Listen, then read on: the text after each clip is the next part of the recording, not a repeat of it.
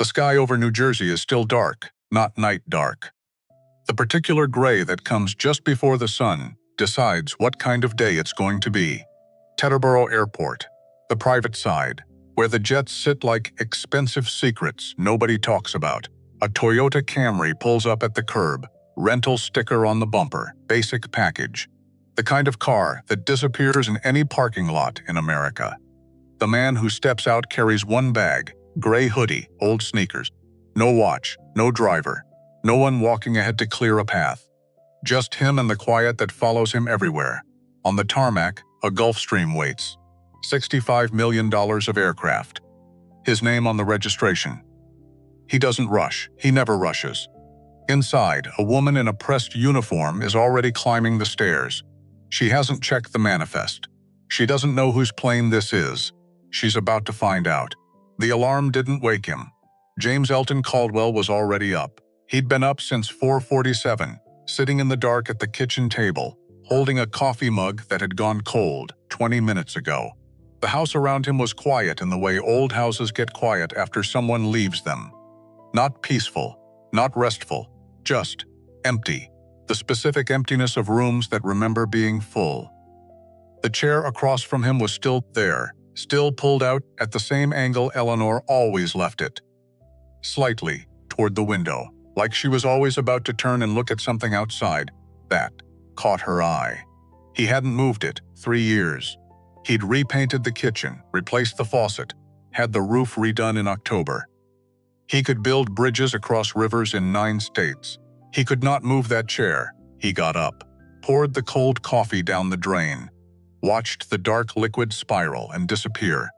Stood at the sink for a moment, looking at the window. The backyard still dark. Just the outline of the oak tree Eleanor had planted the year Maya was born. He rinsed the mug, set it on the rack, put on the hoodie hanging by the back door. Gray, worn soft at the elbows. The kind of soft that doesn't come from a store, but from years of washing and wearing, and not thinking about it. Laced up his New Balance.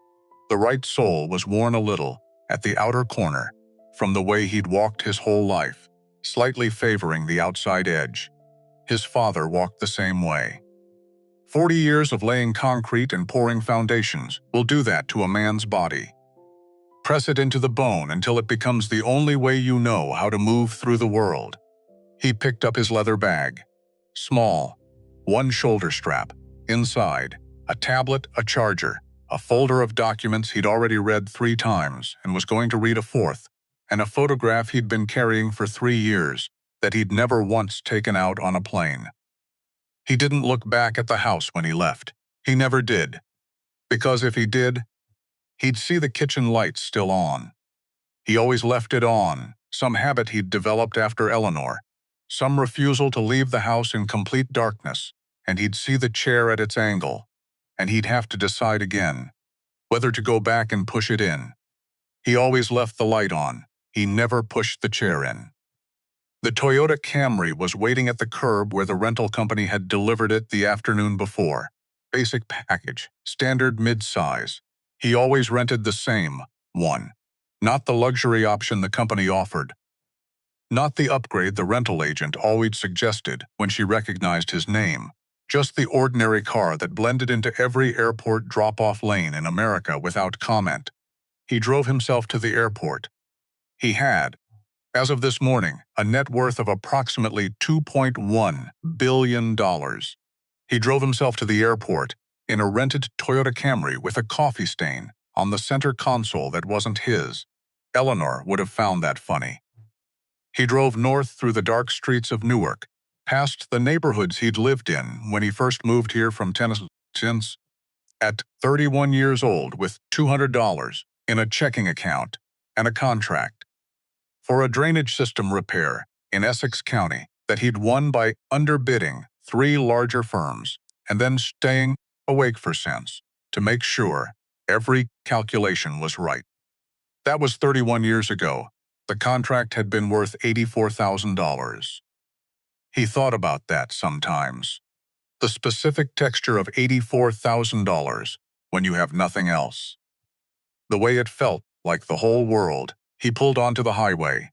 The sky ahead of him was that particular shade of gray-blue that only exists for about 20 minutes before the sun decides what it's going to do. The George Washington Bridge appeared in the distance, its suspension cables strung with lights that blurred slightly in the early morning damp. He'd built 4 bridges in his career that were longer than the GWB's main span. He thought about his father looking at this bridge, thought about what the old man would have said. Probably nothing. His father had not been a man who said much. He saved his words the way he saved everything else, carefully, for when they were actually needed.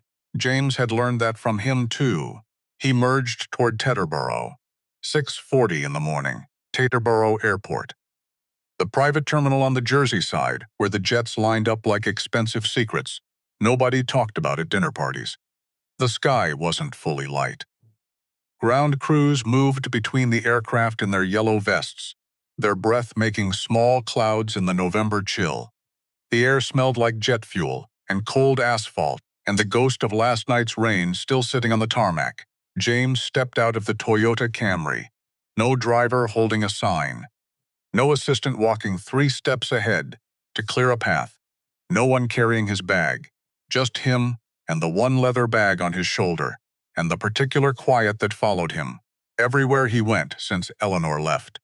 He was 62 years old, tall, broad through the shoulders in a way that doesn't come from a gym membership but from actual physical work, done over decades. Hauling, building, standing on job sites in summer heat and January mud. His hair had gone silver at both temples sometime in his mid-50s. He'd noticed it one morning in the bathroom mirror and thought, that had been the full extent of his response.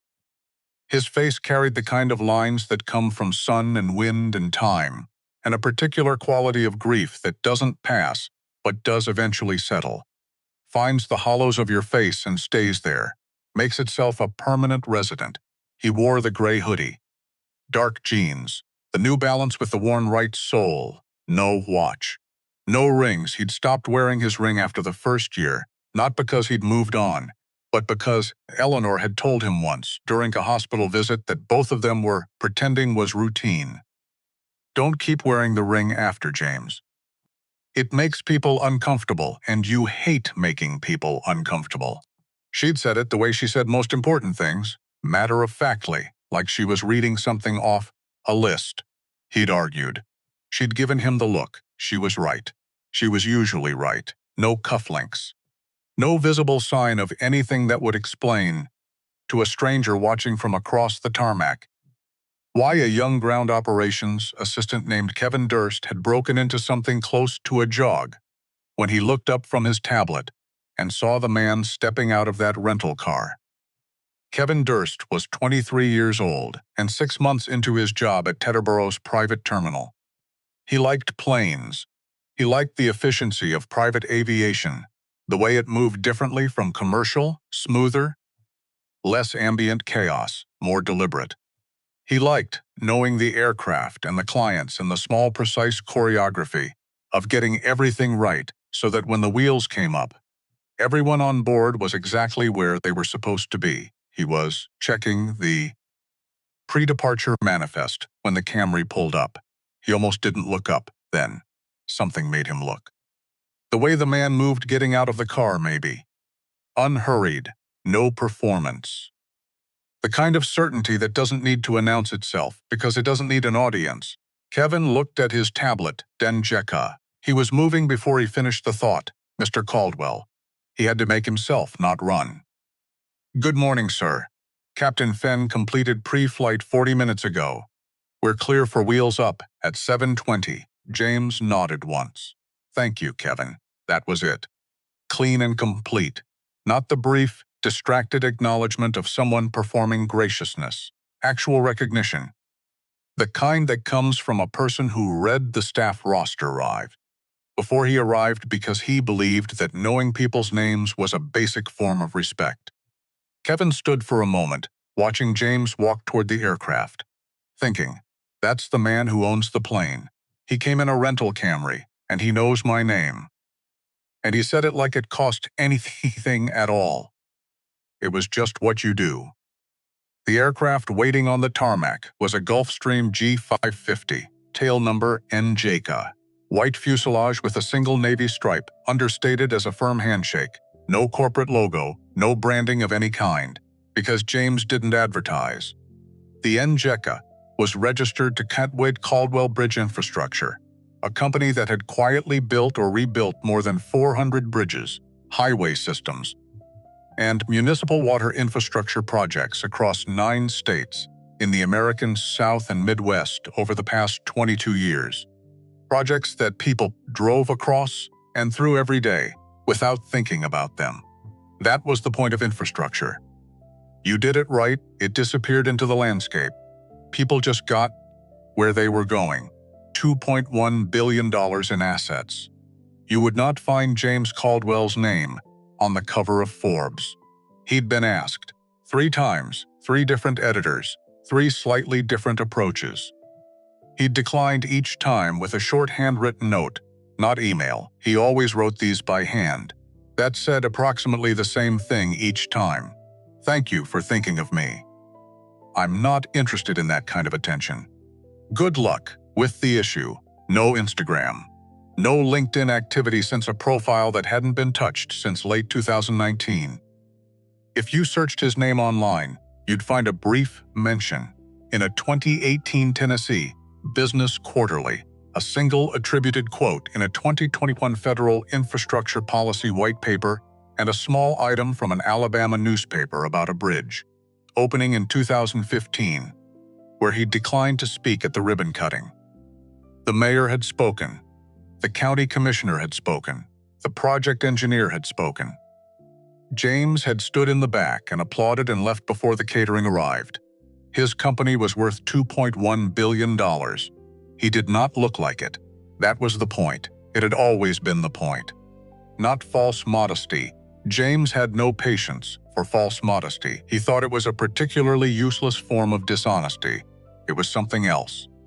Something he'd worked out over decades of being a black man, in rooms where people were constantly measuring each other against the visible signals of worth.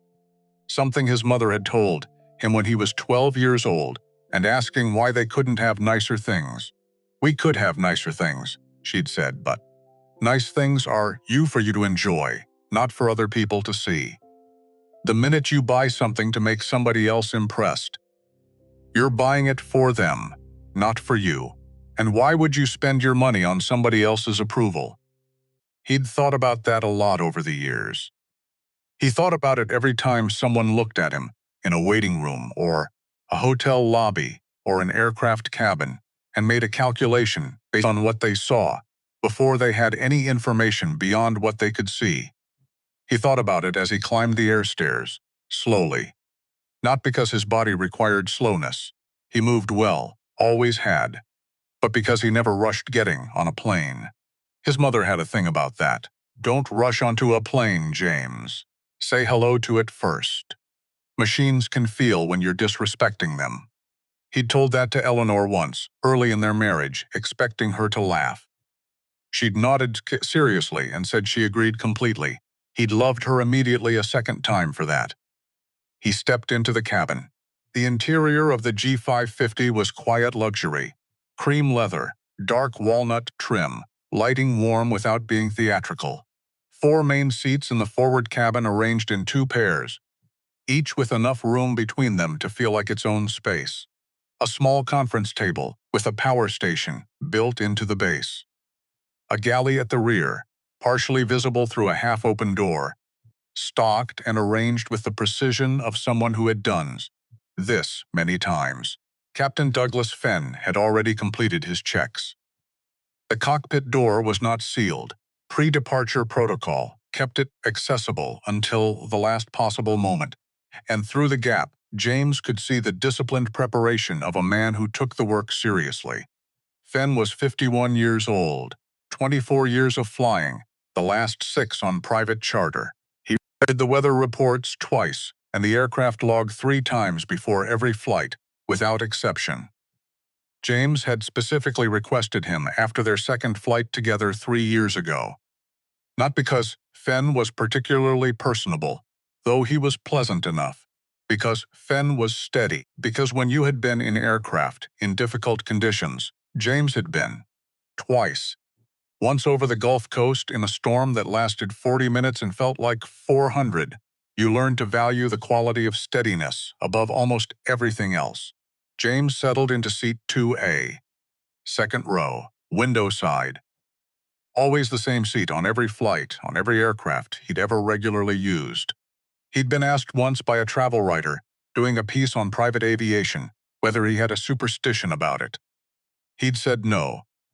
He just found that consistency in small things created space to think about the things that actually mattered. The travel writer had found this less interesting than the answer she'd been hoping for.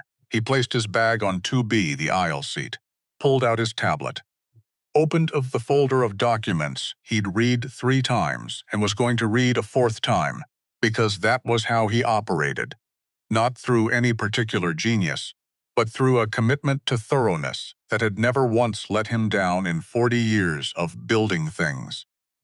He was flying to Greenville, South Carolina, the city where he was born, where he'd spent the first 18 years of his life in a neighborhood on the East Side that had not expected much from boys who grew up in it. He had spent the following 44 years treating that lack of expectation as a kind of fuel. The purpose of this trip was simple, quiet, the way he preferred everything. He was going to sign papers donating $4 million to Fairview Elementary's school on Cedar Street. The school he'd attended from age 5 to age 11, before his family moved to the other side of town. A school that now had leaking roofs in 2 of its 4 wings, a heating system that turned the second-floor classrooms into a cold storage experiment every January, and a library with books so out of date that the most recent World Atlas still showed the Soviet Union. No press, no ceremony, no prepared remarks. Just a check and a handshake with the new principal, a young man named Marcus Webb, 31 years old, first year in the job, who James had spoken to exactly once on the for 22 minutes and liked immediately because Webb talked about his students the way certain people talk about things they genuinely love, without trying to make it sound impressive, just saying what was true. The signing was scheduled for 2 p.m. Wheels up at 7:20. James put on his reading glasses, opened the donation agreement documents, started reading from the beginning. He did not hear Brenda Colt coming up the air stairs. He was not thinking about Brenda Colt. He did not know Brenda Colt existed. He was reading Clause 4 of a school donation agreement on a Tuesday morning in November, on his own aircraft, in his own seat, on his way to the city, where he was born to give a $4 million quietly and without acknowledgement. The way his mother had taught him to do good things, Clause 4, subparagraph B, he read it twice. Her name was Brenda Colt, 44 years old, senior flight attendant with Meridian Charter Group, 12 years of continuous service. 37 performance reviews over that time, and every single one said some version of the same thing. Professional, efficient, exactings, standards, thorough knowledge of aircraft and protocol. She had blonde hair she wore, pulled back tight enough to be severe. Her uniform was pressed to a crease you could have used as a ruler.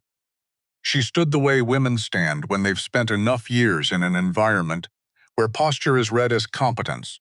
Straight, deliberate, the kind of posture that enters a room before the person does. Among her colleagues at Meridian, there were 2 ways people talked about Brenda Colt. The official way, the performance review way, very professional. High standards, excellent aircraft knowledge, reliable under pressure. The other way, the way that happened in crew vans on the way to the parking lot, voices kept low and automatic, eyes checking the doors without people meaning to. Went something like this: just be careful. She's different with different people. You'll see what I mean. The people who said that always left it there, because the next sentence was harder. The next sentence required naming something that they had watched happen, had sometimes watched happen directly, and had chosen not to do anything about because doing something about it had costs that felt real and immediate, and the injustice being described had costs that were invisible to them personally, which made it easier to let the thing stay in the vague discomfort and not carry it into the building. 3 formal complaints had been filed against Brenda Colt in 12 years. All 3 came from passengers who were people of color. All 3 landed on the desk of Doug Farrell, Senior HR Operations Manager at Meridian Charter Group, a 51-year-old man who had worked at Meridian for 16 years and who had developed, over that time, a very specific professional skill that he had never once examined closely enough to name: the ability to look at a complaint, process the administrative steps required to acknowledge its receipt, sign his name to a closure form, and file the form in the appropriate drawer without allowing any of the specific human content of the complaint to actually land on him. He could read the words without hearing them. He could handle the paper without touching the thing the paper was about. Insufficient evidence to substantiate the claim. No further action required. Insufficient evidence to substantiate the claim. No further action required. Insufficient evidence to substantiate the claim. No further action required. 3 times. Same sentence, different people. 3 different people who had sat down and decided the experience they'd had was worth the effort of reporting. 3 different accounts of something that had happened to them on an aircraft, managed by a company that had their money. 3 attempts to be heard. Filed. Closed. Brenda Colt had never once in 12 years been told she had done anything wrong. And she had received that unbroken institutional silence, the way the mind receives certain kinds of silence, as confirmation. She was not wrong. The system had said so, over and over and over. Brenda Colt grew up in Gadsden, Alabama. Her father had been a police sergeant in a small force for 28 years, a man with rigid ideas about order, about where things belonged, about what it meant when something was out of place. He'd passed those ideas to Brenda the way you pass certain things to children, not through instruction, exactly, but through repetition, through the ambient weather of a household, through the voice that narrates the world for you before you develop your own. Brenda didn't think of herself as someone who judged people. She thought of herself as someone who had standards. She thought of herself as someone who could read a situation. She thought of herself as a professional, with 12 years of experience and 37 performance reviews to prove it. She had never once, in 12 years, stopped to examine what her eyes were actually doing when she walked into a cabin and saw someone who didn't match the image she held of who was supposed to be there. She had never had reason to. The system had never given her one.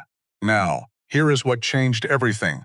On this particular Tuesday morning in November, Brenda Colt was not supposed to be on flight NGKA. Her regular assignment, a Tuesday morning charter from Teterboro to Palm Beach, a route she'd run 40-something times, had been grounded at 6:35 a.m. when ground crew discovered a hydraulic fault during the pre-flight walk-around. She'd gotten the text in the crew parking lot, bag on her shoulder, coffee cup in hand. She'd felt the specific irritation of a schedule disrupted right before it was supposed to start. Then the follow-up message arrived. Reassignment. NJCA, Private Terminal, 0720 departure. Report immediately. She had 15 minutes. She moved. She did what you do when you're scrambling from one assignment to another with 15 minutes and no margin. You go to the essentials. Grab the equipment kit from the locker. Check the uniform. Get to the aircraft. She did not open the client manifest. She did not pull up the charter booking profile. She did not check the tail number registry to see who the registered owner was. She was a 12-year senior attendant.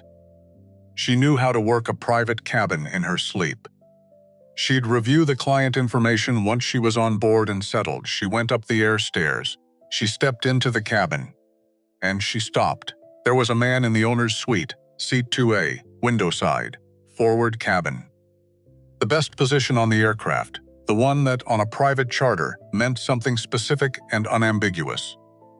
The owner's suite designation on a registered charter meant you were the principal client, the person the flight existed to transport, the reason the fuel had been ordered and the crew had reported, and the aircraft had been pulled from the hangar. The man in seat 2A was wearing a gray hoodie, dark jeans, beat-up sneakers, reading glasses pushed up on his nose, looking at a tablet with the focused stillness of someone who had been doing exactly this for some time and had not noticed her arrival.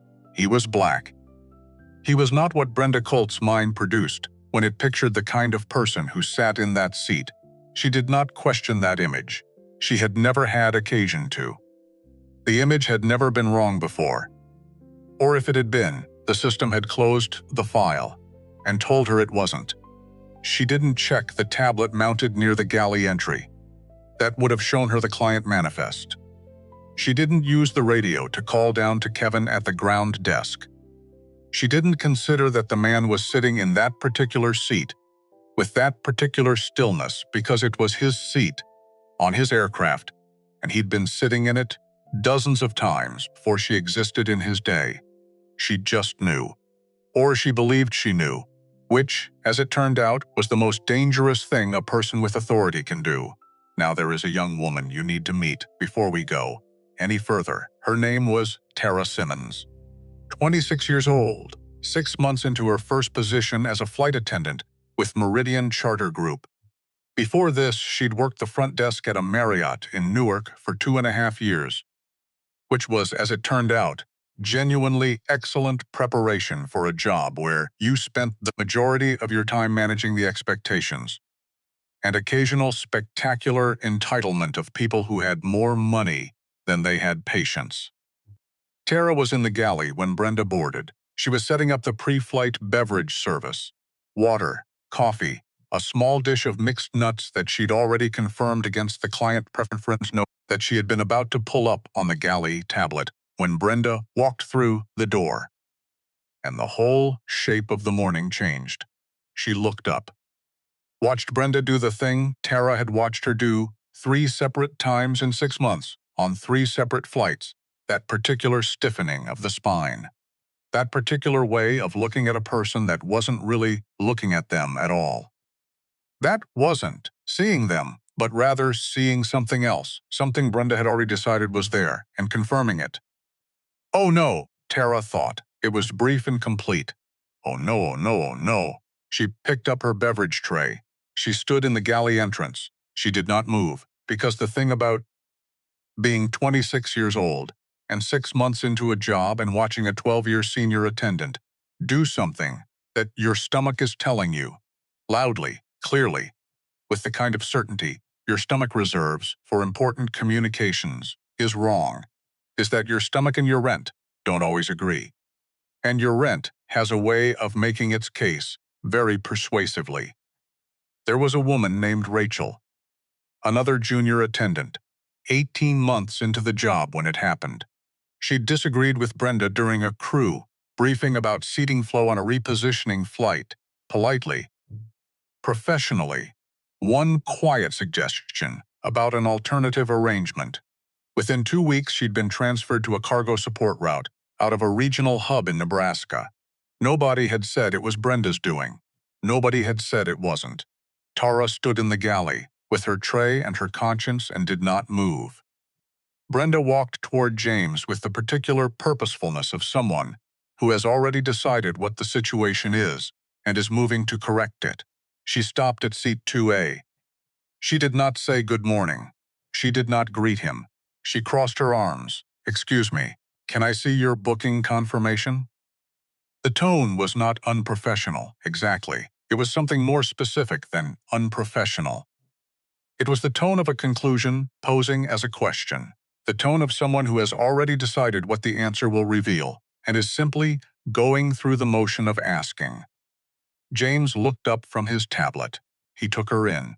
The crossed arms, the absent greeting, the expression that had arrived with a verdict before any evidence had been presented. He registered all of it. He said nothing about any of it. He reached for his phone, opened the Meridian Charter app, found the confirmation.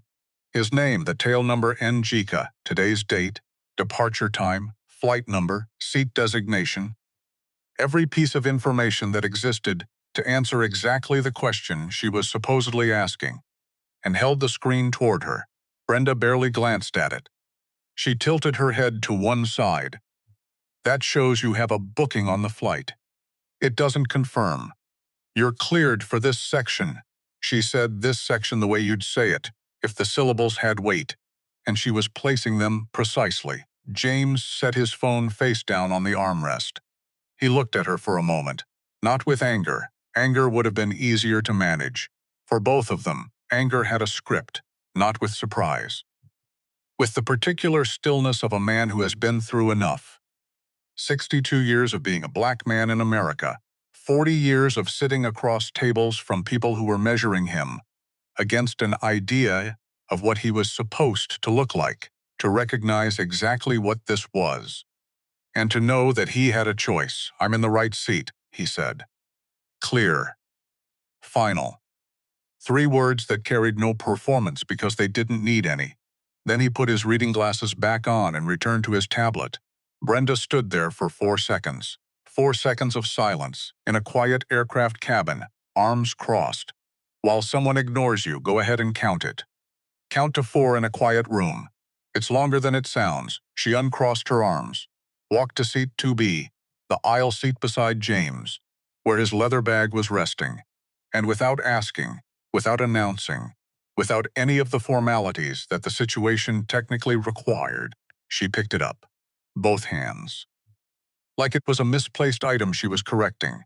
Let me help you move to a seat that's more. James stood up. He did it slowly. There was nothing rushed or reactive about it. But when he rose from that seat, the cabin changed. He was 6'1" and broad-shouldered. And even in a gray hoodie, there was something sleek in the way he occupied space that was impossible to misread. He didn't raise his voice. He didn't have to. Put my bag down, he said. I'm not going anywhere. Brenda froze, mid-step. Still holding the bag, something crossed her face, just for a fraction of a second. A small seam opened in the certainty. The beginning of a recalibration, the moment when the reality in front of you doesn't quite match the reality you were certain was there. It closed before it could become anything. She let the bag drop. Not set down. Dropped. The leather hit the cabin floor with a sound like a period at the end of a sentence. In the galley, Tara winced. Her hands tightened around the tray. Don't do it, she thought. Not a full sentence. Just those words repeating. Don't do it. Don't do it, don't do it. Thinking about James. She was thinking about herself, about what it would cost her, about Rachel in Nebraska. About the way these things always seem to resolve, in favor of the person who had been there longest and knew how to use that. Brenda came back. She always came back. Because walking away would mean conceding, and conceding would mean acknowledging something she had no framework for acknowledging. This time her face was different. The professional composure was still there at the surface, but something was showing underneath it. The particular flush that comes when control is slipping and the ego is working hard to hold the line. She stood in front of James again, closer. Her voice dropped. The kind of drop that isn't quiet, it's pressurized. The voice of someone turning a valve tighter. I'm going to be very clear with you. You either show me identification that proves you belong in this section, or I call ground security and have you physically removed from this aircraft. Those are your options. James took his reading glasses off, folded them with care, set them on the armrest. I'd like to speak with your captain. Brenda's eyes went wide. Not from surprise, theatrical. The specific wideness that performs disbelief. You don't make demands of the crew. I'm the crew, and I'm telling you. She pointed toward the rear of the aircraft, the gesture of someone directing traffic, that you do not belong here. James looked at her, not through her, at her. The kind of looking that doesn't require words because it has already said everything. Then he reached for his headphones, settled them over his ears, and went back to his tablet.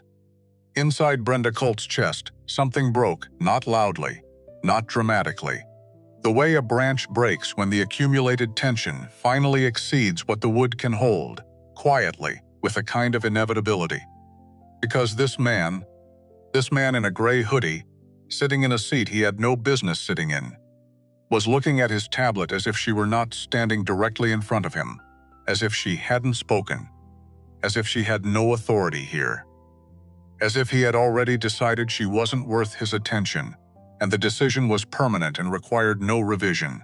What she felt was not professional, not measured, had nothing to do with 12 years of service and 37 performance reviews. It was rage, pure hot personal rage at being dismissed. She reached for the headphones.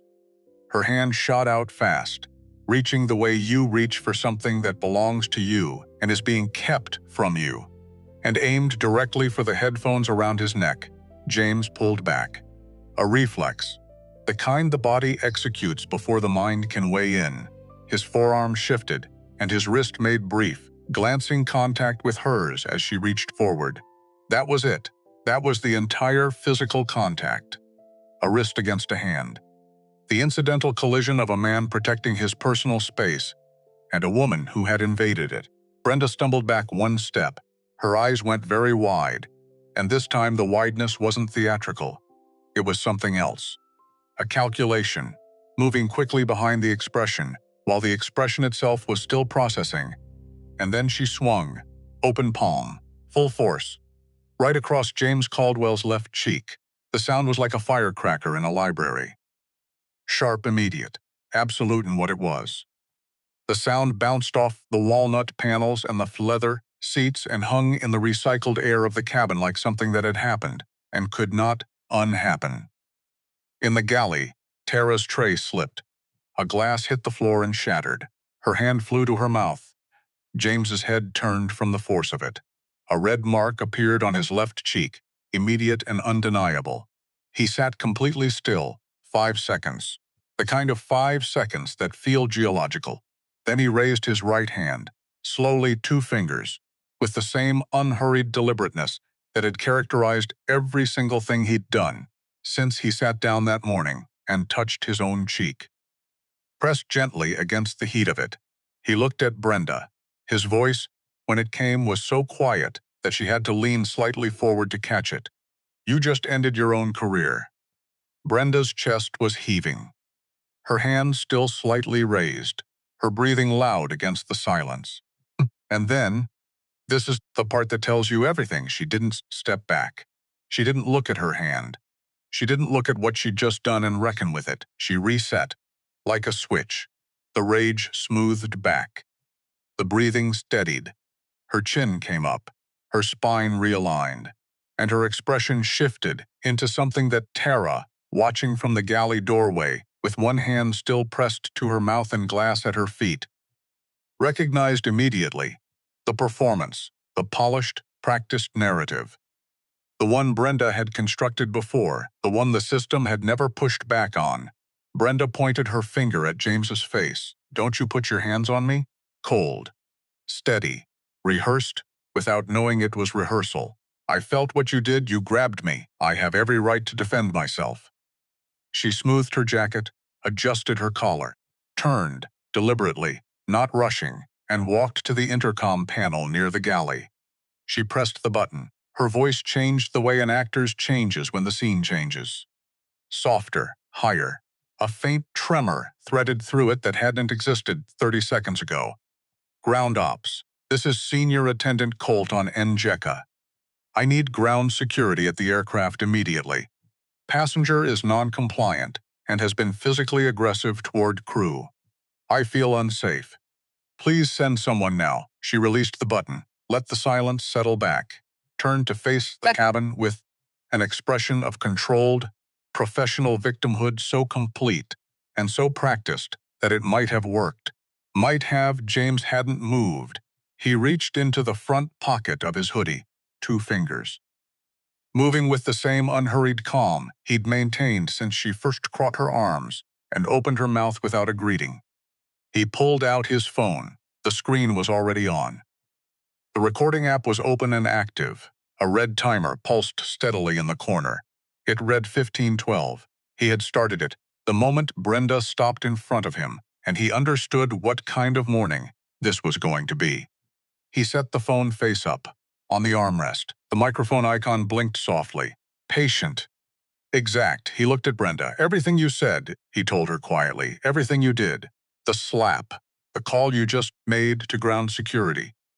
He glanced once at the phone, and then back to her face. It's all here, most people. When they understand they've been recorded, change. Something shifts behind the eyes. The voice drops a register. The body makes itself a little smaller as the gap closes between the private act and the permanent record. Brenda Colt looked at the phone on the armrest. She looked at the pulsing timer. And what crossed her face was something more unnerving than anger or shame. The look of someone who has won before and believes they will again. 12 years of closed files and unopened complaints had built something in Brenda Colt that was harder than confidence. It was certainty. The certainty of a person who has tested the system repeatedly and found it reliable. She smiled. Small. Cold. Certain. Record whatever you want. Her voice was even. Flat. When security gets here, we'll see who they believe. A 12-year senior attendant, or a man in a hoodie who forced his way into a section he has no business being in.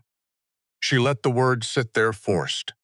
Then she turned her back on him, and from the galley doorway, Tara Simmons stood with broken glass at her feet and her heart hammering so hard she could feel it in her temples, and the full weight of what she had just witnessed pressed down on her like something she was going to carry for the rest of her life if she didn't do anything about it. She looked at James. He had turned to look out the window, watching the light change on the tarmac in the early morning. Calm, still, like a man who had made the decision he needed to make and was now waiting for the world to finish catching up. And Tara thought about her mother.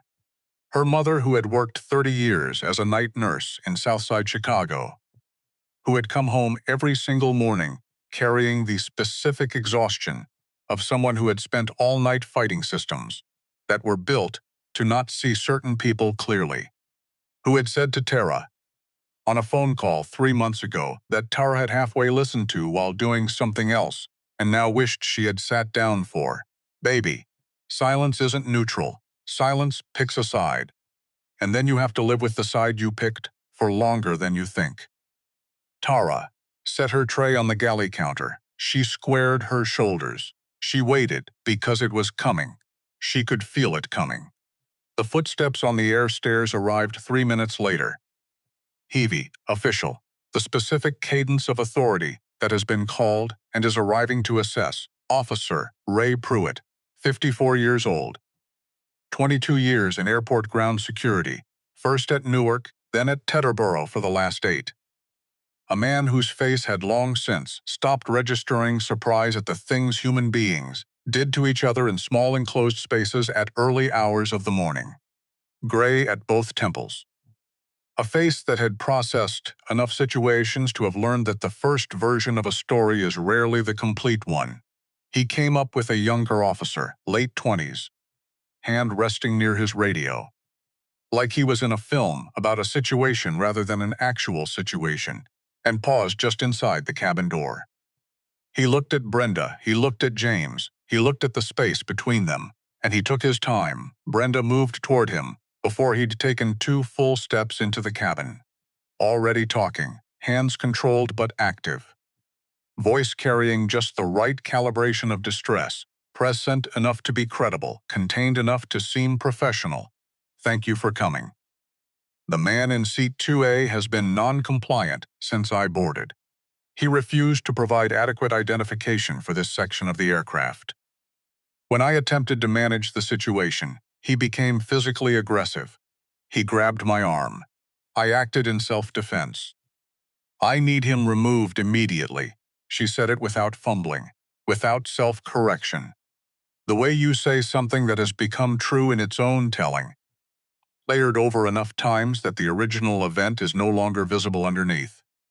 Pruitt nodded, the slow, uncommitted nod of a man who is listening without yet agreeing. He walked down the aisle toward James. Sir, Ray Pruitt, Teterboro Ground Security. Can I see some ID? James reached into his back pocket. No theater, no bristling. He opened his wallet and handed his driver's license across like a man who has nothing to hide, because he is hiding nothing. Pruitt took it, looked at the photo, looked at James, looked at the name on the card. James Elton Caldwell. Something moved behind Pruitt's eyes, small and fast. The particular attention that a trained mind pays to a name that activates something. He handed the license back, stepped 3 feet to the side, turned his back to the cabin, keyed his radio, voice low. But low in a cabin, this quiet meant everyone in the forward section could hear it if they were listening. Control. Pruitt. Need principal client verification on tail number November Juliet, Echo Charlie Alpha. Confirm registered owner and today's charter client. Static. 10 seconds, 15, 20. Then the radio crackled. Pruitt. Confirmed. NGCA, registered to Caldwell Bridge and Infrastructure. Sole charter client today. James Elton Caldwell, CEO, and registered aircraft owner. Only name on the manifest. He is the principal client. Pruitt lowered the radio. He stood with his back still to the cabin for 4 seconds that had a specific and particular quality to them. The quality of a man resetting the frame of a situation before turning around to face it. Then he turned. He walked, not toward James. Toward Brenda. The look on his face was not theatrical. It was contained. But it was unambiguous, in the way that the faces of people with 22 years of professional experience are unambiguous. All the necessary information was present. None of it was performed. He stopped in front of Brenda. He didn't speak immediately. He let the weight of what the radio had said finish, settling in the space between them. Brenda's arms were still crossed. Her chin was still up. But something had changed in her face. Almost imperceptibly, a hairline fracture in the certainty. Just the beginning of understanding arriving somewhere. She hadn't made room for it. Pruitt walked past her, down the aisle. Stopped at seat 2A. His voice when he spoke to James had changed registers. Lower, more careful. The specific register of professional acknowledgement, Mr. Caldwell. I apologize for the disruption. Is there anything you need from us at this time? James looked up from his tablet. He looked at Pruitt for a long moment, measuring something. Not triumph. James Caldwell had never been a man who looked for triumph in things. Just assessing, making a decision about what needed to happen next. Yes, he said, quiet as a stone dropped into still water. I need her off my plane. The silence followed those 4 words had a texture, not shocked, not gasping, not the silence of people who couldn't believe what they were hearing. It was the silence of inevitability, of something that had been moving toward this moment since Brenda Colt stepped off the elevator in the crew building at 6:01 in the morning and didn't open the client manifest. Brenda's arms fell to her sides. The flush of anger drained out of her face and left behind a pallor, the specific color of someone who has just understood, fully and without any remaining exit, what they have actually done. Her mouth moved. Nothing came out. Then, soft. Wait. The voice of someone trying to find a floor that has stopped being there. That can't. He can't. She stopped. She looked at James. James had already looked away. Reading glasses. Back on. Tablet in hand, reading the Fairview Elementary donation agreement. Clause 4, subparagraph B. The one he'd been on when she walked through the door. The one he was going to finish reading. Whether or not any of this had happened. Because the work didn't stop. The work was always there. And he had somewhere to be. He had moved on. He had already moved on. And that. More than the officer's words, more than the radio confirmation, more than everything that had been said in this cabin in the past 20 minutes, was what finally reached Brenda Colt, not the evidence of what she'd done, the demonstration of what she was to him, a disruption, a thing that had happened, already behind him. She'd spent 12 years in a system that told her she was right. 12 years learning that her instincts were reliable, and her discomfort was legitimate, and the complaints filed against her meant nothing, because a man with a pen had said they meant nothing. She had walked onto an aircraft and looked at the man in the best seat and known that something was wrong, that something needed correcting. And she had been wrong. Not about a detail, not about a procedure, about a person, about who he was, about whether he belonged. Captain Douglas Fenn's voice came through the cockpit intercom. Even, measured. Final, Miss Colt. You are relieved of duty on this flight effective immediately. Collect your personal items and deplane. You have 60 seconds. Brenda retrieved her bag from the galley. Her heels hit the cabin floor differently on the way back, unevenly, without rhythm, without the confident percussion of someone walking toward something. This was the sound of retreat. She reached the top of the air stairs. She paused, turned back once, whether to say something, or try something, or look one more time at the man sitting in seat 2A reading his tablet. No one in that cabin ever said for certain, but the door was already swinging closed. The last thing Brenda Colt saw, before the cabin sealed around James Caldwell and the air stairs began to retract, was the back of his head, silver at the temples, bent slightly forward over his work, completely still, unhurried, unbothered, unmoved. The door sealed with a soft click. The air stairs retracted, and Brenda Colt stood alone on the cold tarmac in the gray November morning. 44 years old, in her pressed uniform, watching the aircraft that would never again be hers to work on. The aircraft she had boarded 15 minutes ago, with 12 years of certainty in her chest. The aircraft that belonged, entirely and without complication, to the man in the gray hoodie. She stood there for a long time.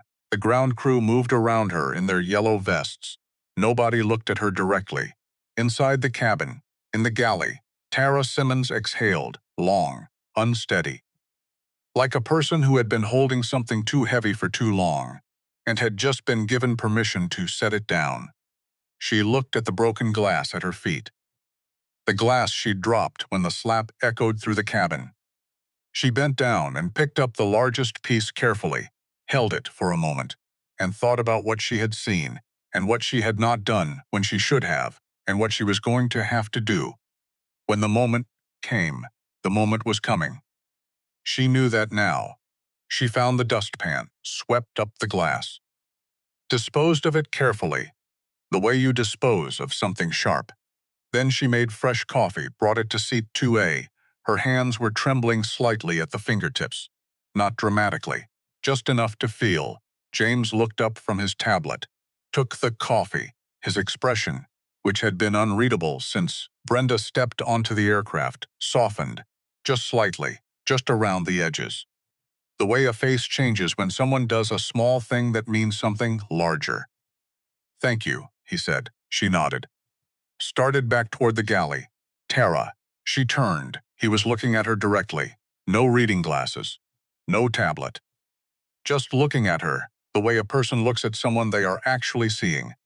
Not as a crew member, or a witness, or an inconvenience, but a person who had been in that galley for 20 minutes doing something very difficult. "What you saw this morning," he said. "I'm going to need you to tell it. When the time comes." She understood what he was saying. She understood what it would cost. She thought about Rachel in Nebraska. She thought about her mother working night shifts in a hospital that didn't want to see certain things clearly. "Yes," she said, and she meant it. And she went back to the galley and pulled out the small notepad she used for beverage orders and client preferences. Her mother's voice was in her head. "Baby, memory fades. Write it down while it's still sharp." She dated it at the top of the page. She wrote down everything she had seen in the order she had seen it as precisely as she could make the words. She signed her name at the bottom.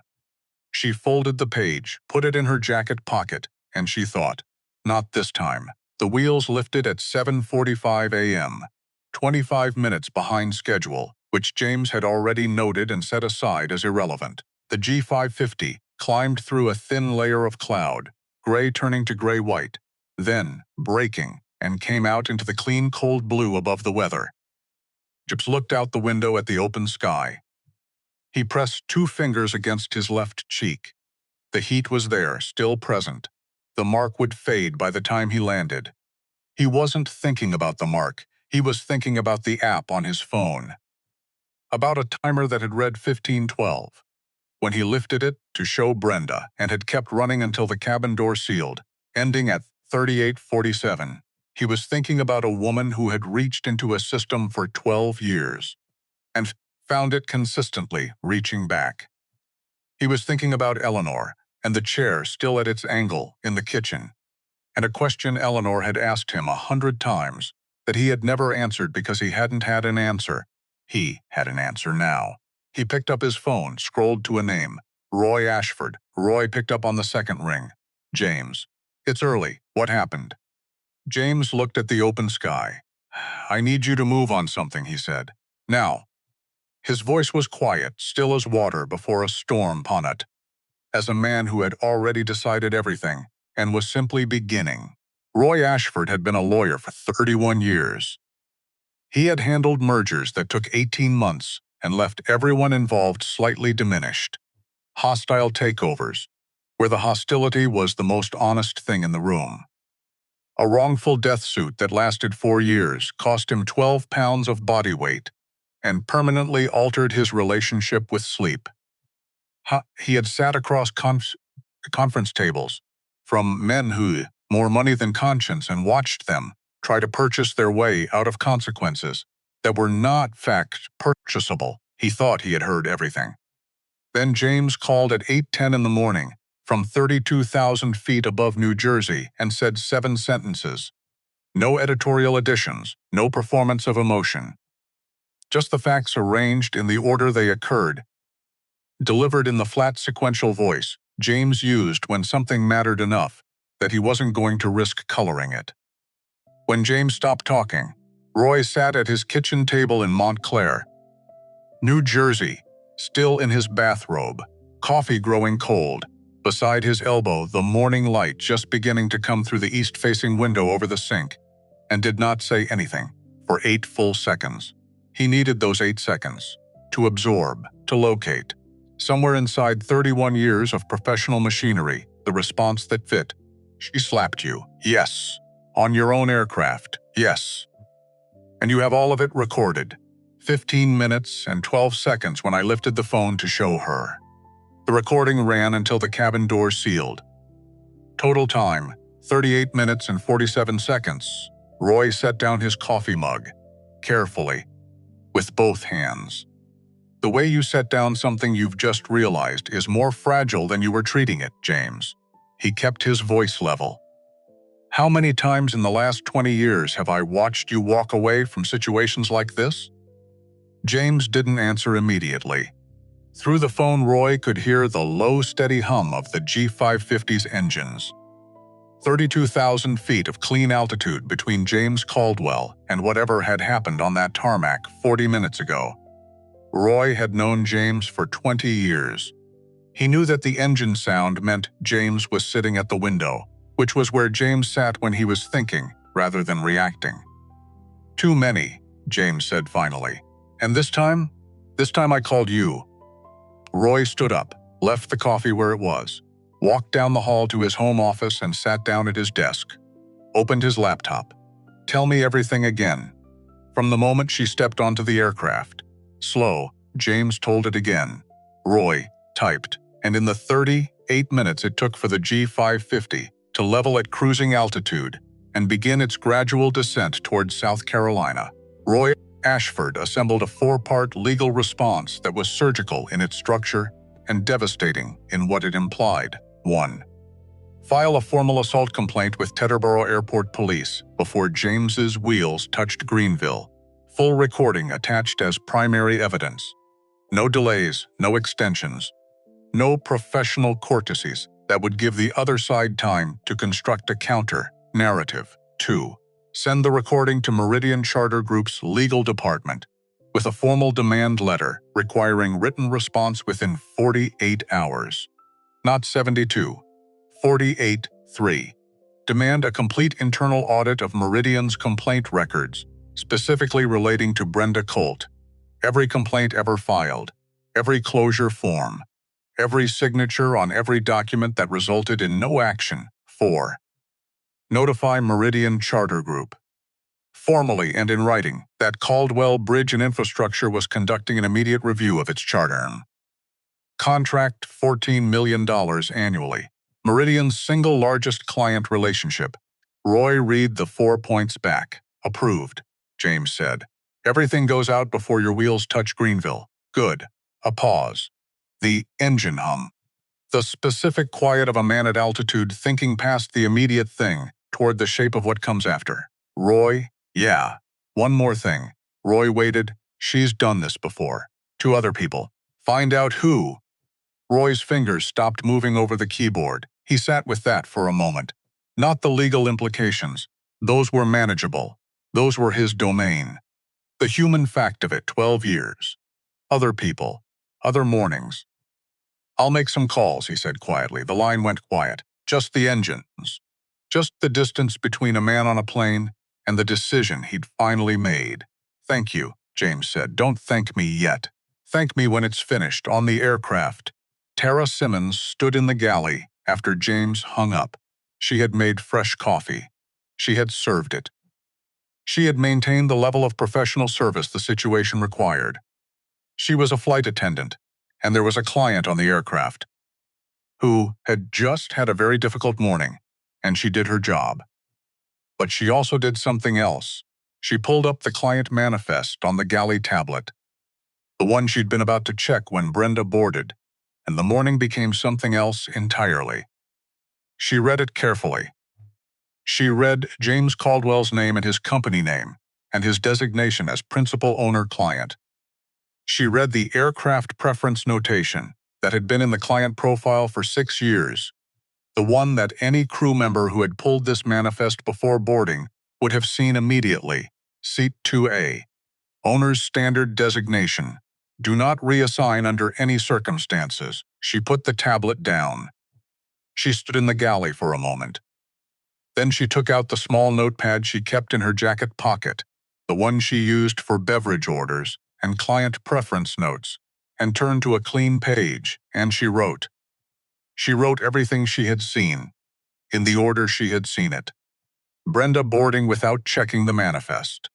The approach to James without greeting. The request for confirmation in the tone of a conclusion. James showing the app. Brenda dismissing it. The bag, picked up without asking, carried, dropped deliberately. The escalation. The third approach. The reach for the headphones. The contact. James pulling his arm back. A reflex, nothing more than a reflex, and she was absolutely clear about that and wrote it clearly. And then the slap. She described the sound. She described James sitting still afterward. She described the fabricated intercom call, Brenda's voice changing registers like switching a channel. She described all of it. She dated the top of the page, the exact date, the flight number, the tail number, the time of departure. She signed her name at the bottom. She folded the page and put it back in her jacket pocket. Her mother's voice was in her head. The same voice that had been there since the moment Brenda first crossed her arms and opened her mouth without a hello, baby. Memory fades. Write it down while it's still sharp. She had written it down, and she thought, not this time. Doug Farrell had been with Meridian Charter Group for 16 years. His official title was Senior HR Operations Manager.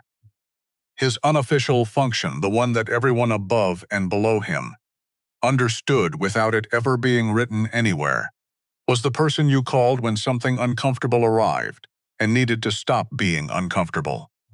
He was good at this function. He had never examined what the function actually required of him or what it cost the people whose discomfort was being managed. The function required this: the ability to look at something true without letting the weight of its truth land on you.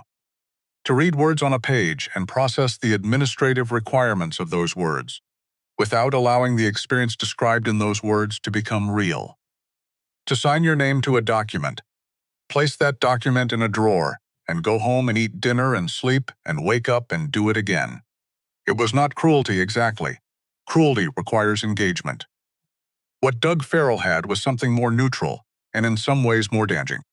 Institutional indifference, so well practiced it had become invisible to him.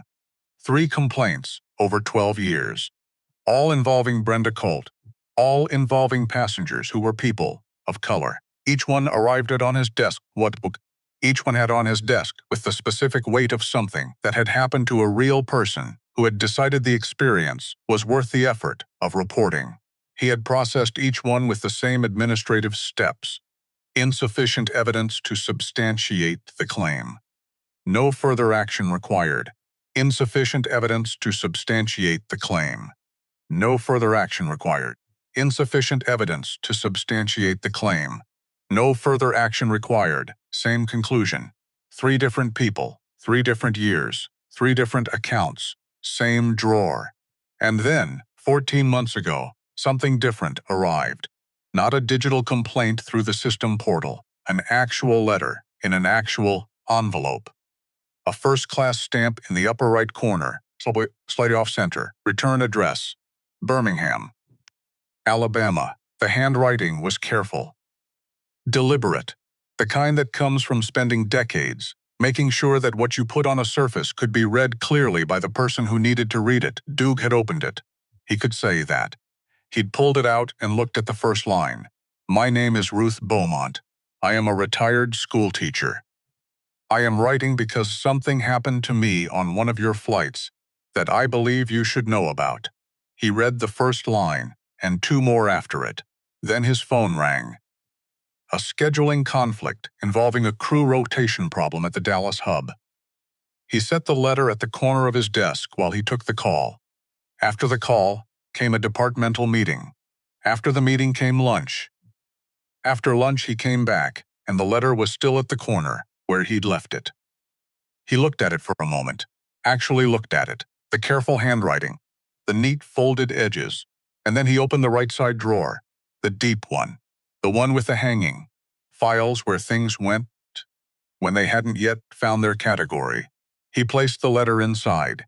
He closed the drawer, and Ruth Boehm's 2 quotable pages sat in the dark for 14 months. In a building in Teterboro, New Jersey. While Ruth Beaumont in her house on Magnolia Street in Birmingham waited for a response that was never going to come, until Roy Ashford's demand letter arrived at Meridian Charter Group's legal department at 9:47 on a Tuesday morning in November. Warren Stills had built Meridian Charter Group over 18 years.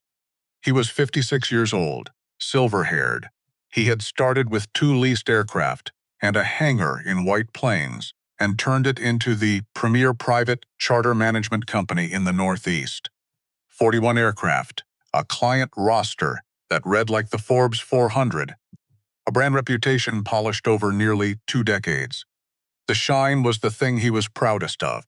Not the money. Money was just a measure. The reputation. The thing that meant when someone needed to fly, and needed it to be right, they called Meridian. He was in his Manhattan office on the 31st floor when Roy's letter hit his inbox. He opened it. Read the subject line, formal demand. James Elton Caldwell v. Meridian Charter Group, assault, falsified emergency report, pattern discrimination. He clicked the attachment, he pressed play. 38 minutes and 47 seconds. He listened to all of it. He sat with both hands flat on his desk, and his 9:30 meeting blinking unanswered on his secondary screen, and his coffee going cold. And he listened to Brenda Colt's voice on a recording that was clear as glass and irrefutable as gravity. The moment the recording reached the slap, that sharp, clean, absolute sound, Warren closed his eyes. He kept them closed longer than the sound lasted. Then he opened them, picked up his phone. Sarah, clear my morning. All of it, sir. You have the all of it by noon. Sarah Glendon, Meridian's general counsel. 53 years old, 20 years of experience, the kind of attorney who had built a career in the gray areas litigation always produced, had listened to the recording with 2 of her associates, 3 lawyers, 3 separate reviews, 3 identical conclusions, undeniable assault, fabricated emergency report, pattern discrimination supported by documented prior complaints, no defensible position on any count. Sarah came into Warren's office and sat down across from him and said it simply. The way she said things that didn't have a comfortable way to say them. "There's nothing here to defend, Warren. Call Ashford." Roy picked up. Professional, measured, completely immovable. "Mr. Stills will not be taking calls from Meridian until a written response to the demand letter has been received and reviewed by Mr. Caldwell's counsel. You have 48 hours. The line ended. Warren set the phone on his desk. 18 years, 41 aircraft. The shine. "Get me everything we have on Brenda Colt," he said. "Not the summary, the actual files." Every piece of paper, the files arrived at 2:30 that afternoon. And that was when Warren Stills found out about Doug Farrell. 3 complaints, 12 years, 1 signature, 3 identical sentences. He read them without speaking. Then he read Ruth Beaumont's letter. Sarah watched him read it. The way you watch someone's face when they're receiving information that changes the shape of what they thought they understood. Not dramatic, a small settling, a quiet recalibration. Someone updating a belief they didn't know they held. Warren set the letter down. "How long has Farrell been with us?" 16 years. Get him on the phone." Doug Farrell picked up an office from us in the Teterboro Operations Building. His voice had the careful quality of a man who knew things were moving and was waiting to find out which direction. Warren didn't give him a runway. "Doug, tell me about Ruth Beaumont." A pause. Too long. 5 seconds in a professional call is a very long pause. "I'm not." Letter, handwritten, Birmingham, Alabama, retired schoolteacher. Arrived 14 months ago. A shorter pause. The pause of a man whose filing system has just been opened from the outside. "I received a letter," Doug said. It was. The queue was backed up. "I was going to." "Doug." Warren's voice was even, flat, emptied of everything that wasn't the essential point. "Don't." Silence. "Administrative leave. Effective immediately. HR will contact you before end of business." He hung up. Doug Farrell sat in his office for 11 minutes after the call ended. He looked at the desk, at the drawers, at the careful bureaucratic machinery of not letting things land on you. On the way out, he paused at the right side drawer. He opened it. Ruth Beaumont's letter was where he'd left it 14 months ago. Carefully folded. 2 pages. He looked at it for a long time. Then he left it in the drawer, because he had never in 16 years developed the habit of knowing what to do with the things in that drawer. He closed it. He walked out. Maya Caldwell called her father at 7:14 in the evening. She'd been at the Children's Hospital until nearly 6. 2 complicated cases and a staff meeting that ran 40 minutes over. Afterward, she sat in her car in the parking garage on the hospital's east side for a few minutes. Something she'd learned to do in her first year of residency and had never stopped. The parking garage didn't require anything from her. For 5 or 10 minutes between the hospital and the rest of her life, nothing was asked, and she didn't have to be anything. She called because of 4 words in a text from that morning: "Had an incident." Fine. Which in James Caldwell's language meant, "Something happened and I've handled the immediate requirements, and I don't want you to worry, but I also need you to know." Which also meant, he picked up on the 3rd ring. "Hey, baby, hey." She kept her voice easy. The tone she'd learned watching him, not crowding him, not going away either. "Greenville go okay?" Pushed the signing to Wednesday morning. "Okay, a beat." "You want to tell me what happened?" He told her the same way he'd told Roy. Sequential, flat, precise. The facts in the order they occurred. No inflection added. No performance of feeling. She listened without interrupting, which required everything she had. Because she had spent 34 years learning to hear what lived underneath her father's flat, sequential precision. She knew what the evenness of his voice cost when the thing being described was not even. When he finished, the line was quiet. "Bah," she said, caught herself, the childhood words surfacing from somewhere below the professional distance. "Dad, I'm fine. I didn't ask if you were fine." Her voice stayed quiet, direct. The voice she used with families in the hospital, not soft but honest. "I'm asking if you're okay." He didn't answer right away. Through the phone, she heard the ambient texture of a hotel room. Air conditioning. Traffic below a window. The specific quality of being alone in a space that is not yours. She put her hand across my face. Maya. Something shifted in his voice, not broken. Just honest in a way the flat voice wasn't. In my own cabin, on my own aircraft. And then she called security and told them I had grabbed her. And it would have worked. If I hadn't started recording before she said a word to me, it would have worked. She'd have told her story, and I'd have told mine, and he stopped. They both knew how that sentence ended. Maya pressed her palm flat against her steering wheel. The parking garage light above her flickered once and steadied. I know, she said. I was going to let Roy handle it quietly. The way I always do, I know. But there's a letter from a 68-year-old schoolteacher sitting in a filing drawer in Teterboro, Maya. She wrote it 14 months ago. Nobody answered her. Nobody opened a file. He exhaled. She just wanted someone to know what happened to her. The light above Maya flickered again. She thought about the shape of the woman, in the way her father said those words, could recognize the category. Had seen it in the hospital. People who arrived not always hoping for a cure, but hoping for someone to see clearly what had happened to them and say, yes, that was real. I see it. It counts, Ba. She used the old word deliberately this time. How many people has she done this to who didn't have the recording? Who didn't own the plane?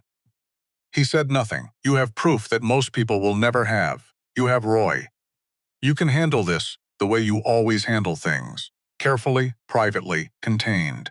Or you can use what you have for the woman in that drawer. James Caldwell was quiet for a long time. Long enough that Maya thought she might have gone too far, crossed the line his children understood intuitively, the line between being heard and being managed. Her father was not a man who responded well to being managed. But then, get me Celeste Wynn's contact information. Maya blinked. The investigative reporter? The investigative reporter. There's a distinction, I know. Yes. Give me 10 minutes. She had it to him in 7. Celeste Wynn did not call James back immediately. She received Roy's initial contact on a Wednesday, one day after the incident. Roy was precise. He described what had happened, offered to send the recording with James's consent, said James would be available when Celeste was ready. She thanked him and said she'd be in touch. Then she did her own work for 4 days before calling anyone back. She pulled the public records she could access. Located a former Meridian employee she'd interviewed for an unrelated piece 2 years earlier, and had a conversation that, while off the record, confirmed the complaint history and pointed her toward the HR department's filing procedures. She verified independently that the records existed, that the closure forms carried the same signature, that the company's advertised grievance policy bore almost no resemblance to the actual process. And then she did the thing that made her Celeste Wynn rather than simply a competent reporter. She went to Birmingham. This is what good investigative journalism looks like in practice.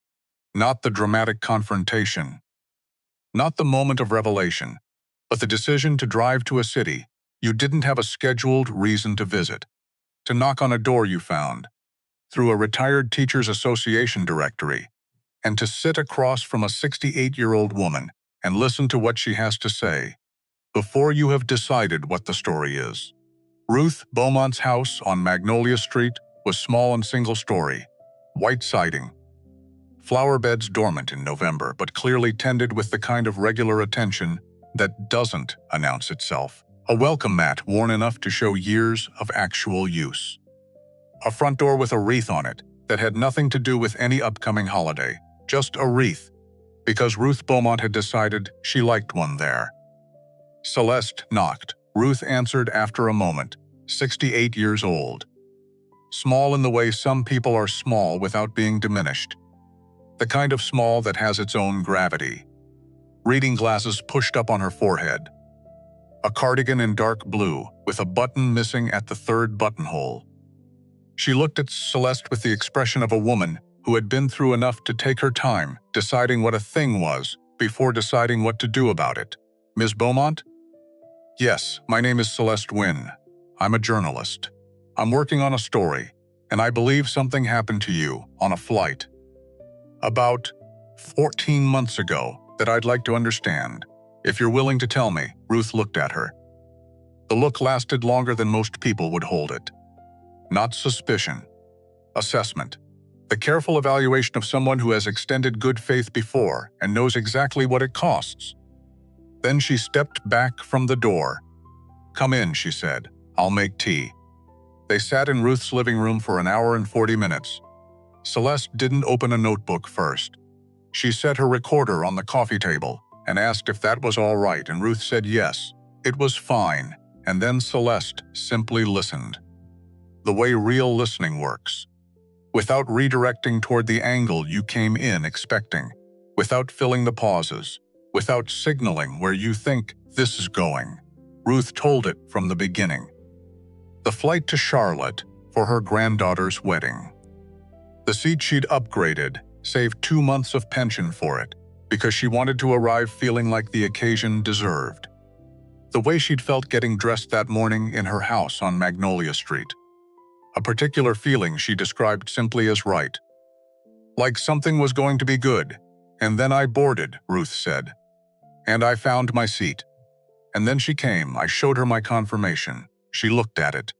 The way you look at something a child has shown you when you've already decided you're not going to take it seriously." Celeste almost smiled, held it, and then she told me I'd made a mistake. In that particular voice, you know that voice. The one that isn't loud but somehow takes up more space than loud. The one that makes you feel small in front of the people who are watching. Ruth folded her hands in her lap. Looked at them. I started to cry, she said, which I did not want to do. I'm 68 years old, and I taught 3rd grade for 32 years, and I have managed considerably more difficult situations than a woman in a uniform telling me I'm in the wrong seat. A pause. But there was something about the way she looked at me, like you weren't supposed to be there, Celeste said. Ruth looked up. Like I wasn't real, she said. Like I was an inconvenience that had mistakenly acquired a seat. The room was quiet. Outside, a car passed on Magnolia Street. The bare branches of the tree in the front yard made a slight sound against the window. In the November air, I wrote a letter, Ruth said. I know those don't usually result in much, but I wanted there to be a record. I wanted someone to know it happened. She paused. Even if nothing came of it, does anyone else know? My daughter. She was angry. She wanted me to pursue it further. I told her I was tired. Ruth's hands tightened slightly in her lap. I was. Celeste looked at this woman, at the careful blue cardigan with its missing button, at the hands that had written on blackboards for 32 years, at the 68-year-old face of someone who had written a careful letter and put a first-class stamp on it and sent it out into the world expecting. Not much. She'd already said she knew how these things worked. But something. Miss Beaumont, Celeste said. I want to tell you about someone who was in a very similar situation recently. Someone who had something you didn't have. Ruth waited. A recording, Celeste said. When Celeste left, 2 hours and 12 minutes after she knocked on the door, Ruth stood at the front door and watched the car back out of the driveway. She stood there after the car was gone. The bare tree moving in the November wind, the flower beds waiting, dormant for something that hadn't arrived yet. She thought about the letter, about the stamp, about the care she had taken with the handwriting, because she had spent 32 years believing that what you put on a surface should be legible to whoever needs to read it. She had applied that belief to the letter the same way she'd applied it to every blackboard she'd ever written on. She thought about a drawer in a building in New Jersey. She went back inside, made fresh tea, sat at the kitchen table in the good chair, the one at the end, the one that caught the afternoon light. She didn't know exactly what was coming, but she had spent 68 years learning to recognize the feeling of something that was about to be seen. That night, Brenda Colt sat in her apartment in Hackensack and watched her phone. She'd been watching it since she'd come through the front door at 10:15 that morning. Still in her uniform, she'd sat on her couch, and the first true quiet of the day had arrived. The first moment that wasn't moving or performing or managing, and it had turned out to be worse than the noise. She'd called her union representative at 10:30, left a message. Called back at 11. Got through. Explained the situation in the version she had been telling herself all morning. The union rep had listened. Asked a few questions. Said he'd look into it and call back. He hadn't called back yet. She called a colleague at 11:30. Another senior attendant. 8 years of working the same routes. Someone who had always been on her side, who understood how things actually worked in this industry. That conversation was shorter than she'd expected. Brenda. A long pause after she finished explaining. He owns the plane. That's not the Brenda. He owns the plane and you. He grabbed me. I was defending. Is there a recording? Silence, Brenda. Is there a recording? She ended the call. She sat on the couch for a long time after that, because here was the thing that nobody talks about in the aftermath of moments like these. The thing that lives underneath, in the quiet. When the performing is over, and there's nowhere to put the story except back down in front of yourself and actually look at it. Brenda Colt had not woken up on Tuesday morning with a plan. She had not driven to the airport with malice organized in her chest. She had done what she did every Tuesday morning, woken up, put on the uniform, driven to the airport, done the job the way she had always done the job. 12 years, the same standards, the same instincts, the same readings of the room.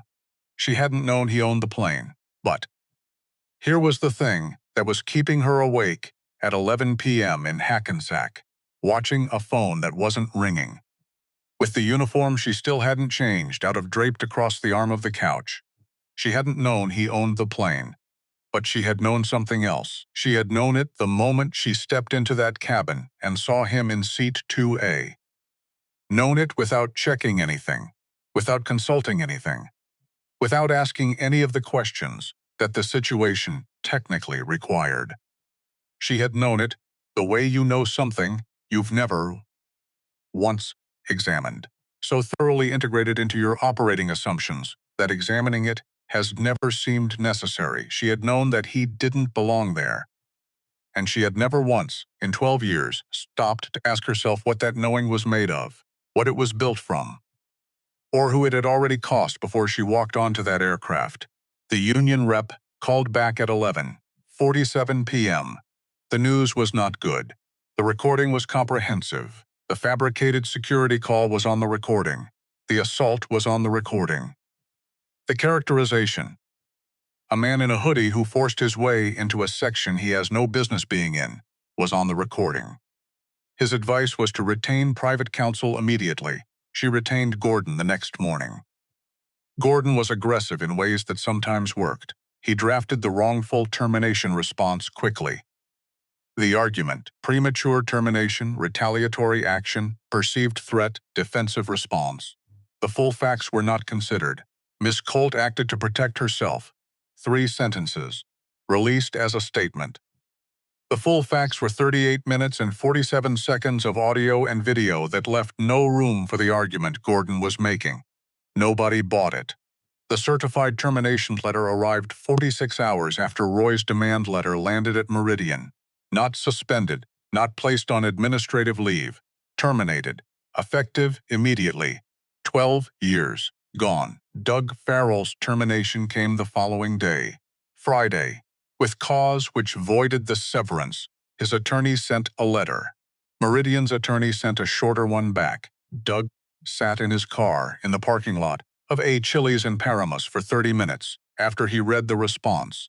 Then he called his wife. She didn't say much. Just listened. Come home, she said when he finished. He drove home. Roy called James on a Saturday morning. James was on the small porch of his hotel room in Greenville. He'd done the school signing on Wednesday, quietly, without ceremony. Marcus Webb's handshake and the folder of papers and the specific satisfaction of a thing that had been planned for months finally becoming real. He'd stayed in Greenville afterward. There were things to attend to with Roy. And there was something about being in this city, the particular quality of the light. Through the pine trees, the way the streets curved, in patterns, his body still remembered from before he had words for things that felt useful in a way he didn't try to analyze. He was drinking coffee on the porch when Roy called. The Greenville morning was gentler than Jersey mornings in November. Something about the angle of the light through the pines.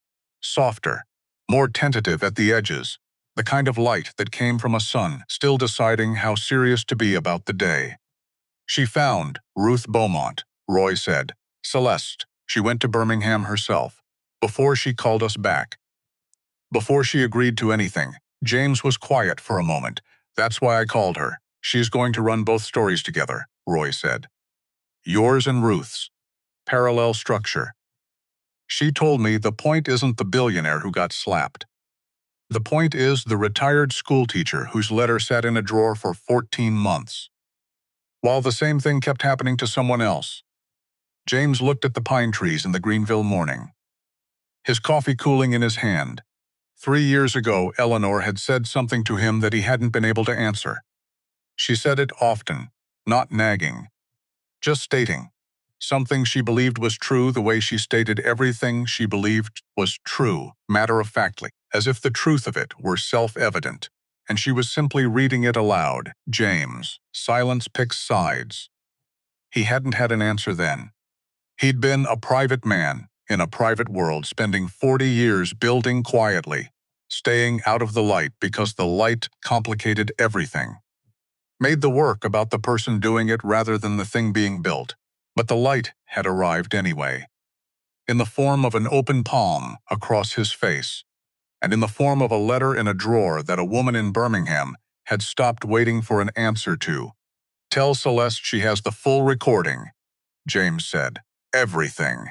And tell her Ruth Beaumont's name goes first. Roy paused. You're sure the story isn't mine, James said. I had the recording. I had you.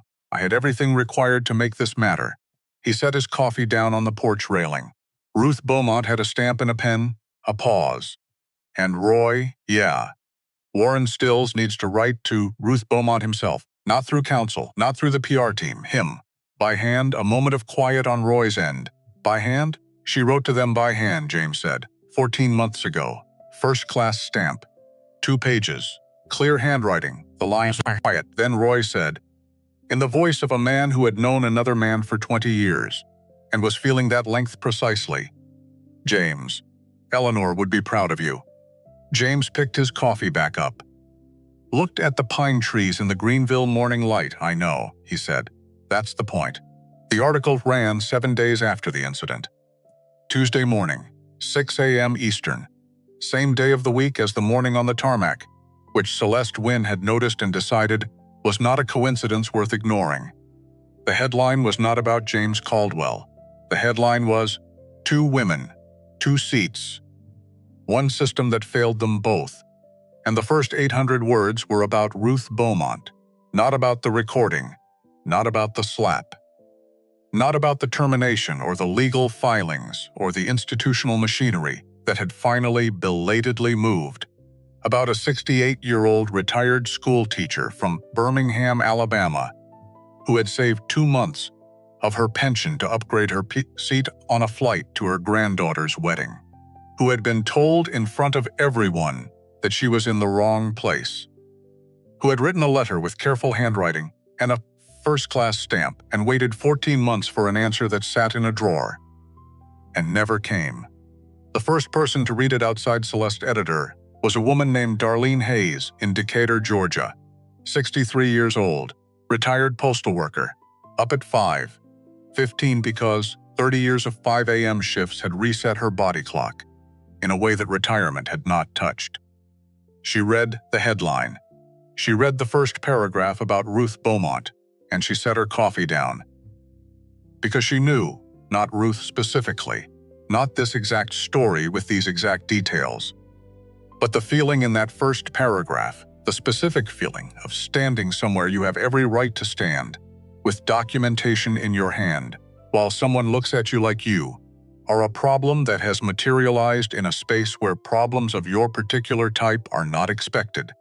She had felt that in a hotel lobby, in a car dealership, in a department store, where a saleswoman hollered through 3 floors before asking if she needed help finding her way out. She shared the article at 6:14 a.m. By 7 a.m. it had been shared 11,000 times. By noon, 43 million.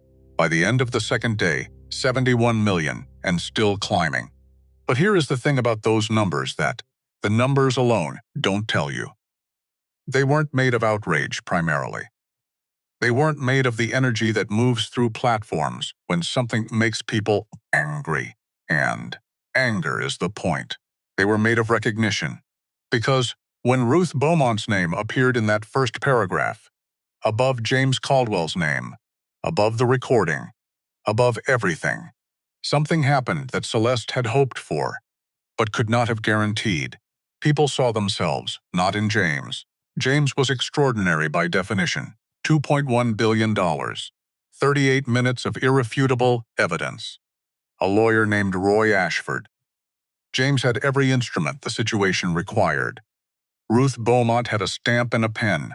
Ruth Beaumont was their mother, their grandmother, their neighbor who had taught 3rd grade for 32 years and gone to her granddaughter's wedding in the best seat she'd ever saved for. Ruth Beaumont was every woman who had ever written a careful letter to someone who put it in a drawer. The comments didn't say get her or destroy her. They said, "This is my grandmother." She stopped flying after something like this and never told us why until we read this. They said, "I have been Ruth Beaumont." On an Amtrak train, in a hotel lobby, in a restaurant where I had a reservation. I didn't write a letter. I was too tired. They said, "I wrote a letter once, 3 years ago." They sent a form response that didn't address a single thing I had written. I still have it, 71 million views. Made of 71 million moments of someone seeing something they already knew, and finally seeing it seen. The article went live at 6 a.m. on a Tuesday, 7 days after the incident, same day of the week. Celeste Wynn had noticed this, and decided it was not a coincidence worth wasting. In a small house on Magnolia Street in Birmingham, Alabama, Ruth Beaumont's phone lit up at 6:14 a.m. and did not stop. She was already awake. She had been a 3rd grade teacher for 32 years, and early rising was the kind of habit that retirement doesn't touch. It just moves into the body permanently, like the way certain winters settle into old joints. She had made her coffee. She had sat in the good chair at the kitchen table, the one at the end that caught the morning light through the east window. She had been reading, or trying to read, a novel she had started 3 weeks ago and kept putting down because something in her couldn't settle. Her phone lit up. She looked at it. A name she didn't recognize. Someone who had shared something. She couldn't tell what yet. Then another. Then 4 more. Then her screen was moving faster than she could track. Notification after notification, arriving like something had been released, and was now running and had no intention of stopping. She found her reading glasses, put them on, pulled up the article. She read the headline, 2 women, 2 seats. One system that failed them both. She read the first paragraph, which was about her. Ruth Beaumont set her phone face down on the kitchen table. She sat with both hands around her coffee cup and looked at the window and the morning light coming through it, and said nothing. For a long time, her daughter arrived at noon, after Ruth had called her and said simply, "I think you should come over." Her daughter walked in and found Ruth at the kitchen table with her phone still face down, and a second cup of coffee she hadn't touched. "Mom, are you okay?" Ruth thought about the question. The real kind of thinking. Not the reflexive reassurance that people who spend their lives taking care of others learn to produce without thinking, but actually sitting with the question and finding an honest answer. "I think I am," she said. "I think, yes, Celeste Wynn wants to do a follow-up interview, I know." She called, "Are you going to?" Ruth looked at her hands. The hands that had written on blackboards for 32 years, so that children could read what was being taught. That had written 2 careful pages with a first-class stamp. That had folded and waited and mostly stopped expecting anything back. "Let me think about it," she said. She picked up the cold coffee. Drank it anyway. Her daughter helped her turn off the notifications. Together they sat at the kitchen table, in the November afternoon light, and Ruth's daughter read some of the comments aloud, and Ruth listened without saying much. Not because she had nothing to say, because some things needed to be received slowly. "This is my grandmother. She stopped flying after something like this happened, and never told us why until we read this article. I have been Ruth Beaumont. On an Amtrak train, in a hotel lobby, in a restaurant where I had a reservation. I didn't write a letter. I was too tired to write a letter. I wrote a letter once, 3 years ago. They sent a form response that didn't address a single thing I had written. I still have it." Ruth listened to all of them. By the end of the second day, 71 million people had read the article or shared a piece of it or watched one of the clips embedded in it. 71 million. A number so large it stops meaning anything until you break it into the specific human weight of each instance. Each person who set down a coffee cup, each person who called their daughter, each person who thought of their own letter, their own morning, their own seat, that someone had told them they didn't belong, in 71 million moments of recognition. And from the 31st floor of a Manhattan office building, Warren Stills read the article at 6:47 a.m. and put his face in his hands, not for effect, not performing anything. The genuine physical response of a man, processing the specific weight of not having known something he should have built, a system, to know because here was what Warren had not known. He had not known about Ruth Beaumont's letter. He had not known about Doug Farrell's drawer. He had not known that a 68-year-old retired schoolteacher had written 2 careful pages and put a first-class stamp on them and sent them to his company's address and waited 14 months for something. Not for much, she'd said herself. She knew how these things worked, but for something. A response. An acknowledgement. Some evidence that the letter had arrived and been read by a person who understood it was about a person. Nothing had come back. He had not known, and not knowing was not neutral. Not knowing was what happened when you built an institution and trust the institution, and never once checked whether the institution was doing what you'd built it to do. Not knowing was 16 years of Doug Farrell signing closure forms, and 18 years of Warren Stills, never asking what went into them. Not knowing was a drawer full of letters. He picked up the phone, called his assistant. "Cancel everything today, sir." "You have. Everything." He sat for a long time after he hung up. Then he opened his desk drawer, found a legal pad, yellow, the old kind that felt like something real in your hand. Picked up a pen. He did not call Sarah Glendon first.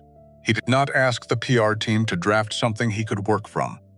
He started writing, not the meridian response, not the careful language of institutional acknowledgement, engineered to admit as little as possible while appearing to admit everything necessary. He wrote to Ruth Beaumont by hand. Because Roy Ashford had said one thing on a call 4 days earlier that had lodged somewhere in Warren, that formal legal language couldn't reach. She wrote to you by hand. He wrote 3 pages. He crossed things out and rewrote them. His handwriting was formal and slightly stiff. The handwriting of someone who had typed everything for 20 years and was now working with a tool he wasn't fluent in. But he wrote carefully. He wrote everything the corporate statement had been engineered to avoid. "We received your letter." The letter was not read as it deserved to be read. The person whose responsibility it was to ensure the concerns of our concerns were heard failed in that responsibility. I failed in my responsibility as the leader of this company to build a system that would have prevented that failure. I am sorry for what happened to you on that flight. I am sorry that your account of it was ignored for 14 months. Those are 2 separate failures, and I want to be clear that I understand both of them. 3 pages. He folded them. Found an envelope. used his personal stationery. His own name at the top, not the Meridian letterhead, not the corporate seal. Addressed it to Ruth Beaumont on Magnolia Street in Birmingham, Alabama. He put a stamp on it. He set it on the corner of his desk where he would see it when he left. He was not going to put it in a drawer.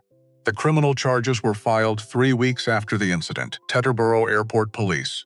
2 counts. Count 1. Simple assault. The recorded slap. Corroborated by Tara Simmons's sworn written statement. The notated account she had written on the aircraft the morning of the incident, dated and signed.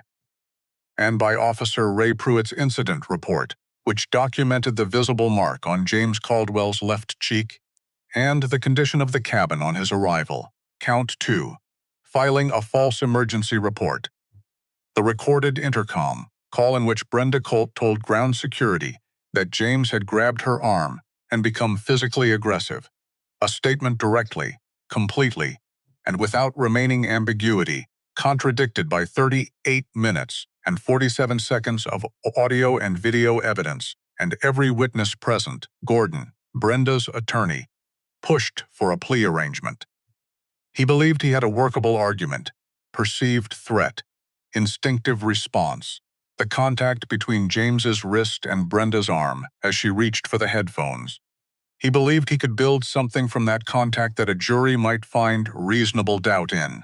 The DA's office listened, reviewed the recording, reviewed Tara Simmons's statement, reviewed Pruitt's report, reviewed the intercom transcript, and offered terms that Gordon described to Brenda in the conference room of his Edison office as not what we were hoping for. Which was attorney language for, "There is no version of a deal here that makes this meaningfully better for you. The self-defense argument is legitimate. He made contact with you." You. He pulled his hand back. Silence.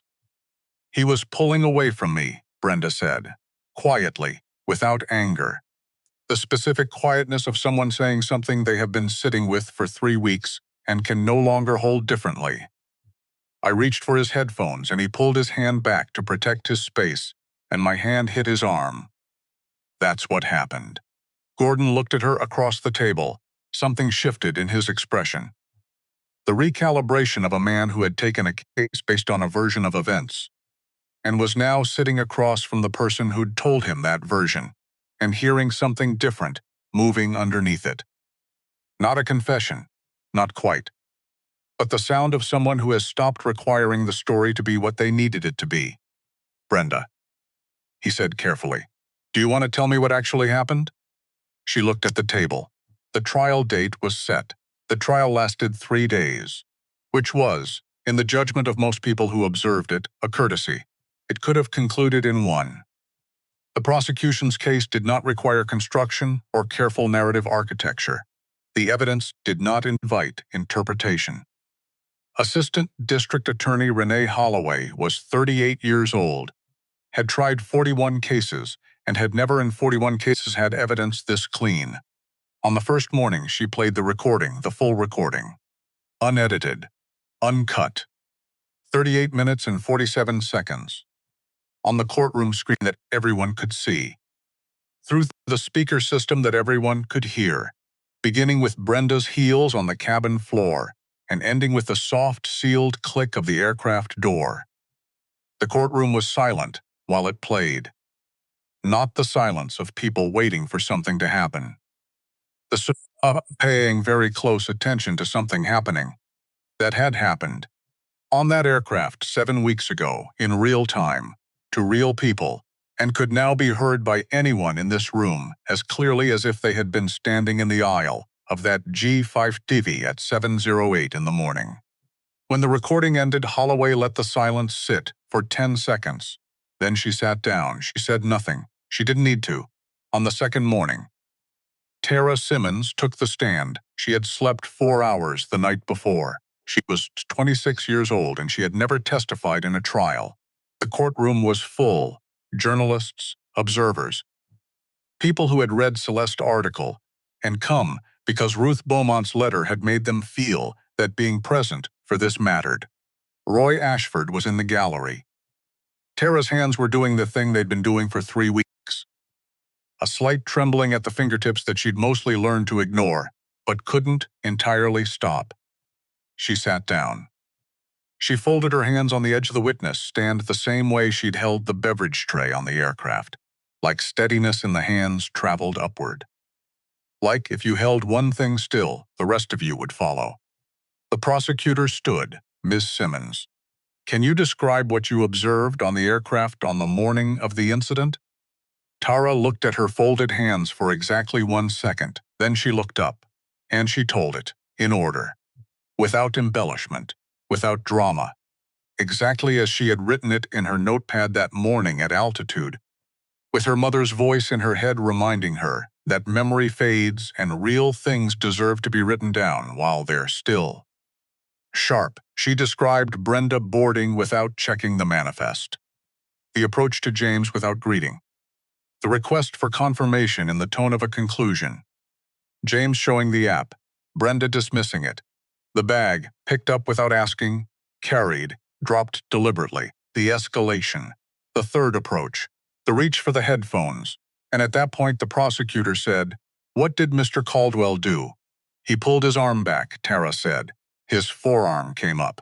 His wrist made contact with her hand as she was reaching forward. It was a reflex. It lasted less than a second. That was all he did, and then Miss Colt stepped back. And she hit him. When you say hit, she slapped him. Open palm, full force, across his left cheek. I heard the sound from the galley doorway. I dropped a glass.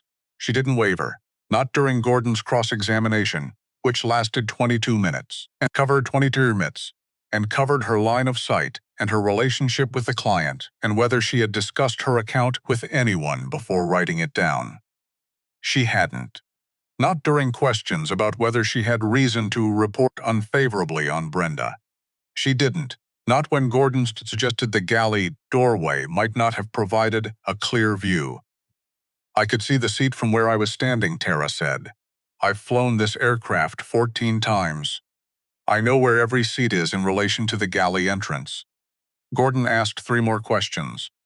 He sat down before the 4th. Ruth Beaumont was in the courtroom on the 3rd day. She had not been called as a witness. She was not part of the formal proceedings. She was there because Roy Ashford had called and asked carefully whether she would like to be present, and Ruth had said yes without taking very long to think about it. She wore a navy blue dress. Her good coat, the same coat she had worn to her granddaughter's wedding in Charlotte 14 months ago. The coat she had bought for occasions that she recognized as mattering. She sat in the 3rd row of the gallery, back straight, the way 32 years of standing in front of classrooms had made permanent the back of a woman, accustomed to making sure that what she was communicating could be received clearly by everyone in the room. Brenda Colt was brought in before the session began. She walked to the defense table in a dark jacket, no uniform. She had not worn a uniform since the termination letter arrived. She took her seat, and then she looked toward the gallery, and she saw Ruth Beaumont. Their eyes did not meet. Brenda looked away too quickly, the reflex of someone who has understood something in the looking and does not want to look longer. Looked down at the table. At her hands, Ruth watched her, without anger, without triumph, with the expression of a woman who has been waiting for something to be acknowledged, and is now in the room where the acknowledgement is happening. The expression of someone who has been invisible in a specific way for a specific period of time and is now, in this room, on this morning, undeniably present. Gordon put Brenda on the stand. He had coached her carefully, stay measured, express remorse where appropriate. Acknowledge the complexity, do not become defensive. She lasted 4 minutes before Holloway rose for cross. One question. Holloway stood at the prosecution table, one hand resting on the folder, in front of her. Voice even and unhurried, Miss Colt. In your own words, why did you assume that Mr. Caldwell did not belong in the owner's suite of his own aircraft? Brenda opened her mouth. He didn't look like. She stopped. The courtroom went completely silent, 11 seconds. People counted it afterward, when a clip from the court reporters' official recording circulated. 11 seconds of Brenda Colt's mouth slightly open. 11 seconds of a sentence she had started and could not finish. Not because she didn't know how it ended, but because finishing it would require saying aloud the thing that had been operating in her, unexamined and unnamed, for 12 years. 11 seconds of the most honest thing that had happened in that courtroom, which was the thing left unsaid. Everyone in the room heard it.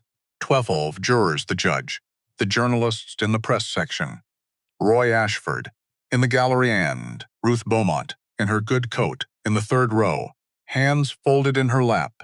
She heard what Brenda could not finish. She closed her eyes, not because it hurt, not because it was new, because it was true.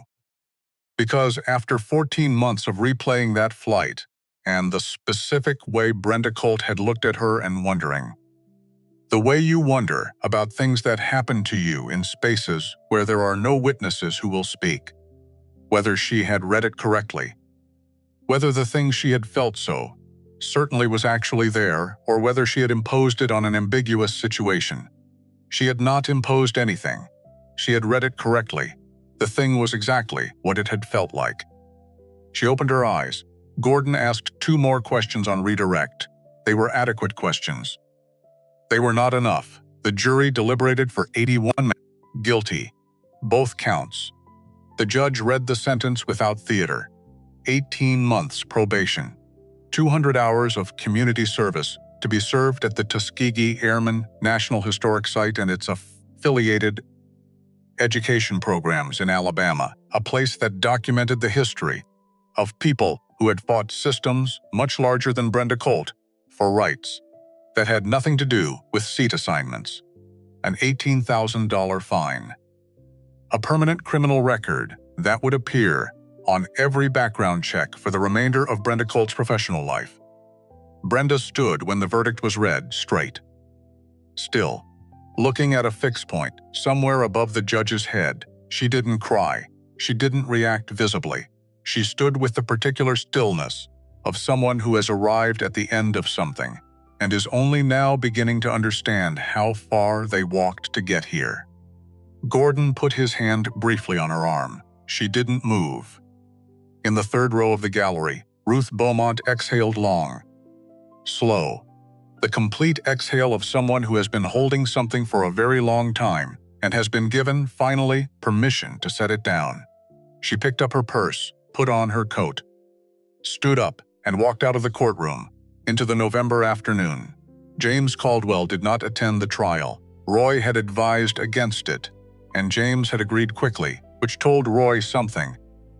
Because James Caldwell agreed quickly, only when advice aligned with something he had already decided. His presence would have made the trial about him. About the billionaire watching justice happen. About the company and the money and the exceptional circumstances that had produced the recording. And the point had never been him. He followed it through Roy. Daily calls. Brief, precise exchanges. When the verdict came through, Roy called at 2:17 p.m. James was in his office in Newark, 16th floor, the window facing west. From where he sat, he could see, in the middle distance, a highway ramp he had rebuilt in 2003. One of his earliest New Jersey projects. A contractor had used rebar specifications that were technically within code and structurally inadequate. James had discovered it during the final inspection. He'd paid to have the section demolished and rebuilt correctly, at his own expense, without putting it in a press release or mentioning it to anyone except the contractor, who no longer worked for him. 21 years ago, the ramp was still there. Still holding, guilty, Roy said. Both counts. James looked at the ramp. Okay, he said. A pause. That's it? Roy said. What else? I don't know. Something. You just... Both counts, James. I wasn't the one who did it, James said. Tara Simmons did it. She's 26 years old and she stood in a courtroom and told exactly what she saw when she could have chosen not to. She's the one who did it. Roy was quiet for a moment. Have you already called her? Roy. You already called her. James had called her that morning. Before the verdict. Before the trial concluded. He had called the charter company, taking over management of the NJCA from Meridian. The new company, the one Roy had spent 2 weeks vetting for its actual equity compliance record rather than its stated one, and made a specific request. The company had agreed before the call ended. Senior Flight Attendant, NGCA, Tara Simmons. Effective whenever she was ready. 5 years ahead of where Meridian's seniority system would have placed her. He'd left her a voicemail at 9 a.m. before the verdict. Because the verdict wasn't the point. The point was what was true, and what was true didn't require a jury to ratify it. She called back at 3:45 p.m. He could hear in her voice the specific quality of someone who has been holding something together for 3 weeks and has just been given permission to let it down. Not sadness. The other kind of release. The kind that come when sustained tension finally resolves. Mr. Caldwell. Tara, she stopped, started again. I don't know what to say to you. You already said everything. This morning. On the stand, a pause. He could hear her breathing steady. My mother, she said. She is going to absolutely lose her mind. And James laughed. A real one. Not the polite laugh of a man performing appropriate warmth. The actual laugh of a man who hadn't laughed much in 3 years and had just discovered that the capacity was still there. Intact, waiting. Tell her, he said, that she raised someone worth knowing. Meridian Charter Group had agreed to all 3 of James's demands before the trial even began. Warren Stills had called Roy the day after the article published, 8 days after the incident, and agreed to everything without negotiation, which told Roy something about what Warren had seen in himself when he read Ruth Beaumont's letter in the article. The public acknowledgement came first. Not a press release engineered to minimize. Not a statement polished until it admitted nothing while appearing to acknowledge everything. A direct statement from Warren Stills himself, released on Meridian's website and distributed to every aviation and business publication that covered private charter. Our complaint handling system failed. Not once and not in isolation. In a pattern over years. Affecting real peoplefuls whose accounts of their experiences we did not take seriously. We are stating this without qualification because the only appropriate response to what our records show is clarity. We failed the people who trusted us to hear them. We are accountable for that failure. The aviation trade press ran it within hours. Financial analysts noted the unusual directness. Several competitors called it a liability. Warren Stills didn't respond to any of them. The independent audit was arranged within 2 weeks. A civil rights organization with no financial relationship to Meridian received full access to 12 years of complaint records. Every closure form, every HR decision, every document that bore Doug Farrell's signature or any other signature that had resulted in a complaint being closed without substantive action. The results were published 8 weeks after the audit began. Systemic, documented, spanning more than 12 years and more employees than Brenda Colt alone. Patterns in how complaints from passengers of color were categorized and prioritized. Patterns in who received follow-up and who received Doug Farrell's sentence and a drawer. Patterns in the training that new employees received or didn't receive about how to handle these situations. 3 additional Meridian employees were terminated based on the audit's findings. The mandatory anti-bias training, designed by the same civil rights organization, delivered by their staff, paid for entirely by Meridian, covering every employee from ground crew to executive, began rolling out 6 months after the incident. Warren Stills sat in the front row of the first session and did not check his phone once. The contract termination letter from Caldwell Bridge and Infrastructure to Meridian Charter Group was 1 page. Professional. The final line read, Caldwell Bridge and Infrastructure does not maintain business relationships with organizations that permit the systematic disregard of discrimination complaints. The foregoing represents that disregard, documented and undeniable. We wish Meridian success in the reforms underway and decline to be part of the organization that required those reforms to begin. James moved the Angika's management to the new charter company within 11 days. The Caldwell Legacy Fund was established 8 weeks after the incident. $6 million. Not announced at a press conference. Not celebrated with an event or a gala. It was announced in a single paragraph near the bottom of Celeste Wynn's follow-up piece, the second article published 6 weeks after the first. The paragraph said, Caldwell Bridge and Infrastructure has established a $6 million fund to provide free legal representation for individuals who experience discrimination in aviation, hospitality, and service industries. The fund will be administered by an independent nonprofit board. Applications open in January. The paragraph after it said, one program within the fund has been named the Ruth Beaumont Initiative. Ruth found out about the naming the same way most people found out. Through the article. Daughter called at 6:28 a.m. on the morning it published, Mom. Are you awake? I am now. Read the last 2 paragraphs. Ruth found her reading glasses. Made her coffee first. She had learned in 68 years that most things are handled better after coffee than before it. Sat down at the kitchen table in the good chair. Pulled up the article on her phone.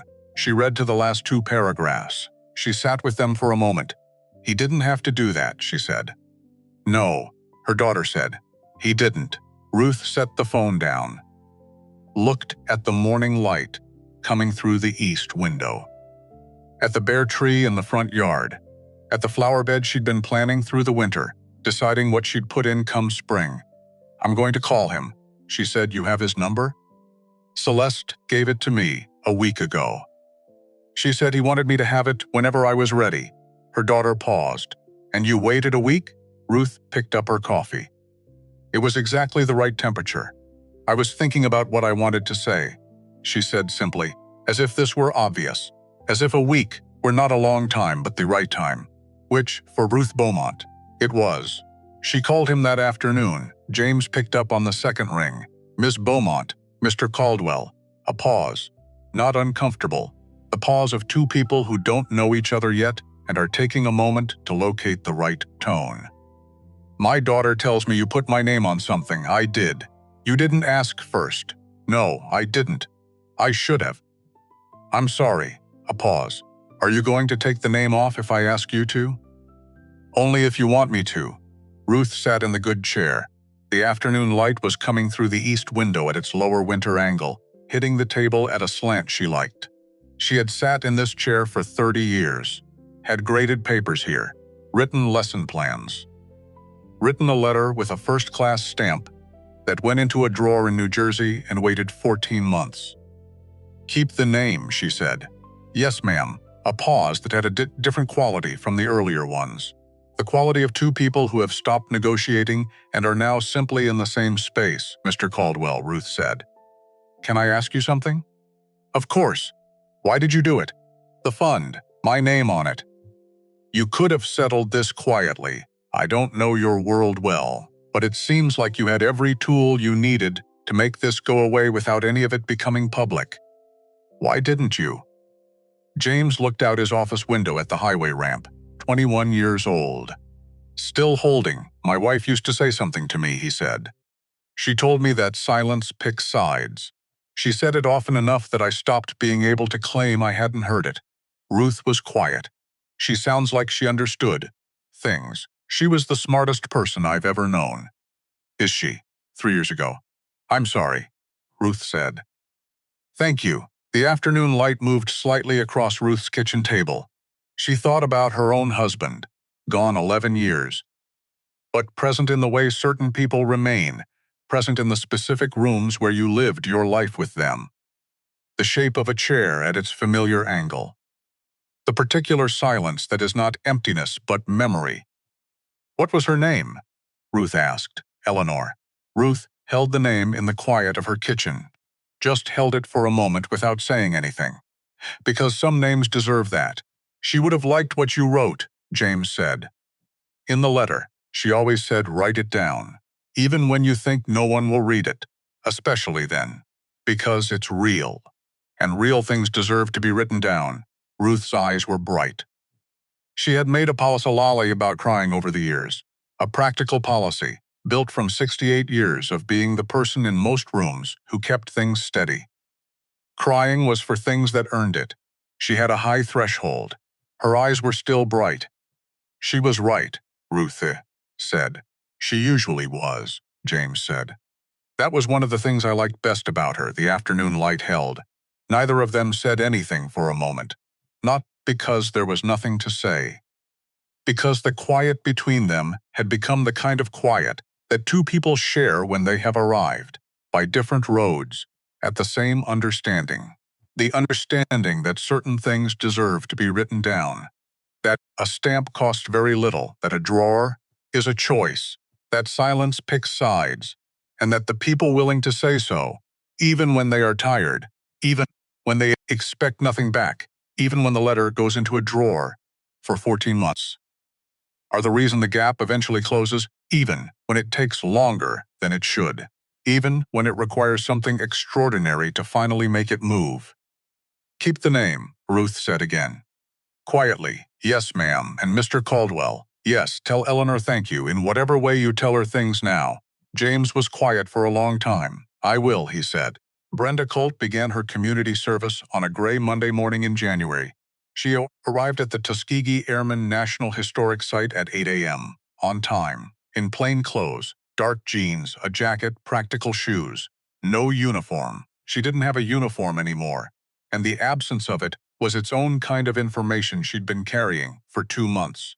The site's program coordinator, a woman named Lydia Marsh, 61 years old, who had been running education programs there for 17 years and had a particular gift for recognizing where people were in the process of understanding something about themselves, met her at the entrance. Lydia handed her a schedule and a name tag.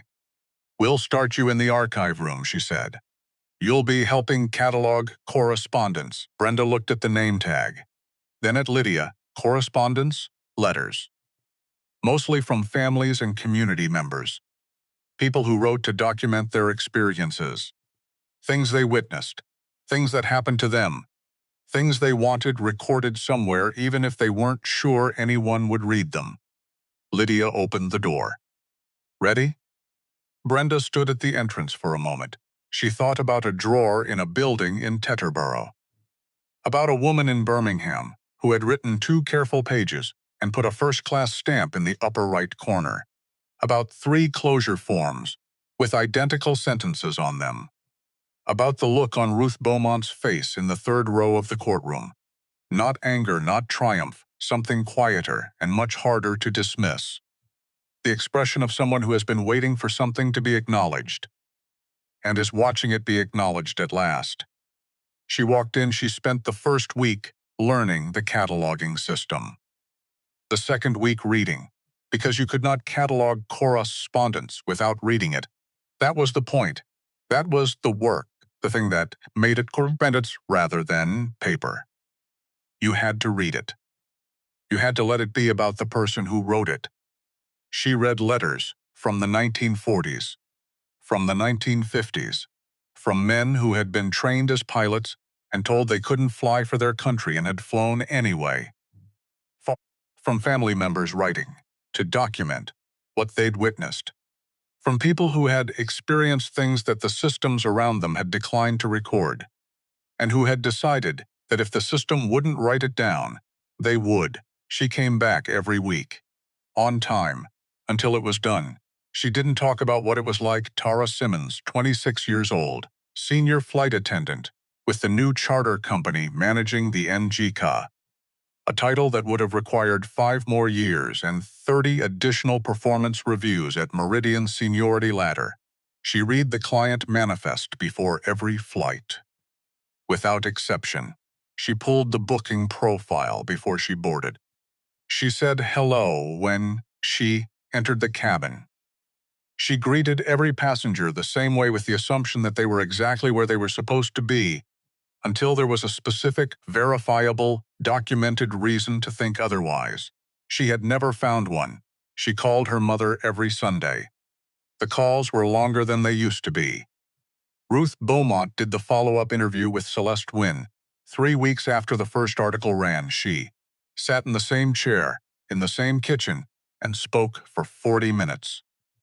Celeste published it without cutting a sentence. 311 people wrote to Ruth after the interview published. She read every letter. She answered 43 of them by hand. The ones that asked a specific question. The ones from people who needed to know that the letter they were thinking about writing was worth writing even if the response was slow or absent or imperfect.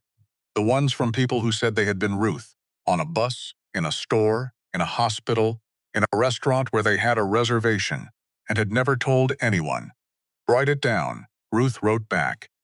Even when you think no one will read it. Especially then, because it's real. She still gardened. Still planned the spring pruning of the tree in the front yard.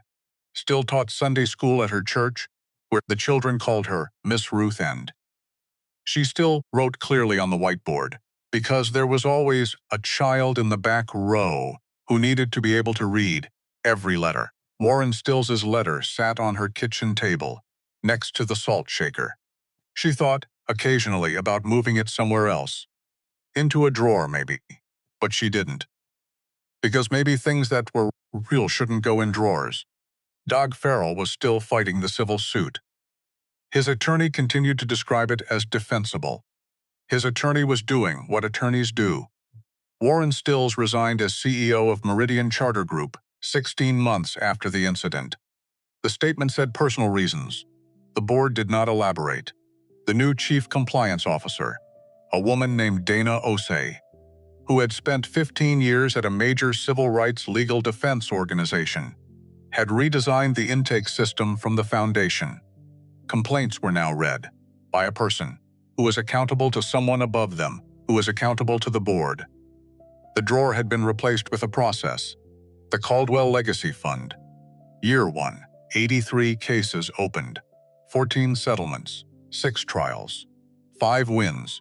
2 aviation companies revised their bias reporting protocols based on cases the fund brought forward.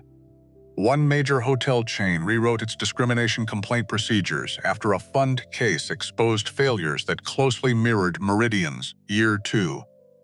The caseload more than doubled. And somewhere inside those numbers, in the cases and settlements and policy revisions, and the people who sat across tables from attorneys they could not otherwise have afforded, were the people who had not owned the plane, who had not had the recording, who had written letters and waited, who had stopped expecting a response and gone home and told their daughters they were tired. The fund found them. Not all of them, not fast enough, but it found them. James reviewed every quarterly report, personally, in the evenings at the kitchen table in the Newark house, with coffee, with the kitchen light on. The chair across from him still at the angle Eleanor always left it. He'd repainted 3 rooms since she died. He'd replaced the roof. He had not moved the chair. But sometimes now, he sat at the table longer than he used to, not staring at the chair, just sitting. The way you sit when a space that has been defined by absence starts to be defined by something else, not replacing the absence, just alongside it. The work and the absence together, which was closer to the truth of things than either one alone. He gave 1 interview after the trial. 20 minutes. Celeste Wynn's recorder, no camera. They sat in his office in Newark on a late December afternoon. The winter light coming through the west-facing window. At the angle it gets that time of year. Low, specific. The kind of light that makes ordinary things look like they have more substance than usual. At the 18-minute mark, Celeste clicked something on her recorder. Looked at him. Can I ask one more? Off the record if you prefer? On's fine. Eleanor. She paused, taking a moment. Did she know what kind of man you were? James was quiet. He thought about the kitchen, the chair, the light he always left on. He thought about Eleanor in the last months, when the hospital visits had become the shape of their days.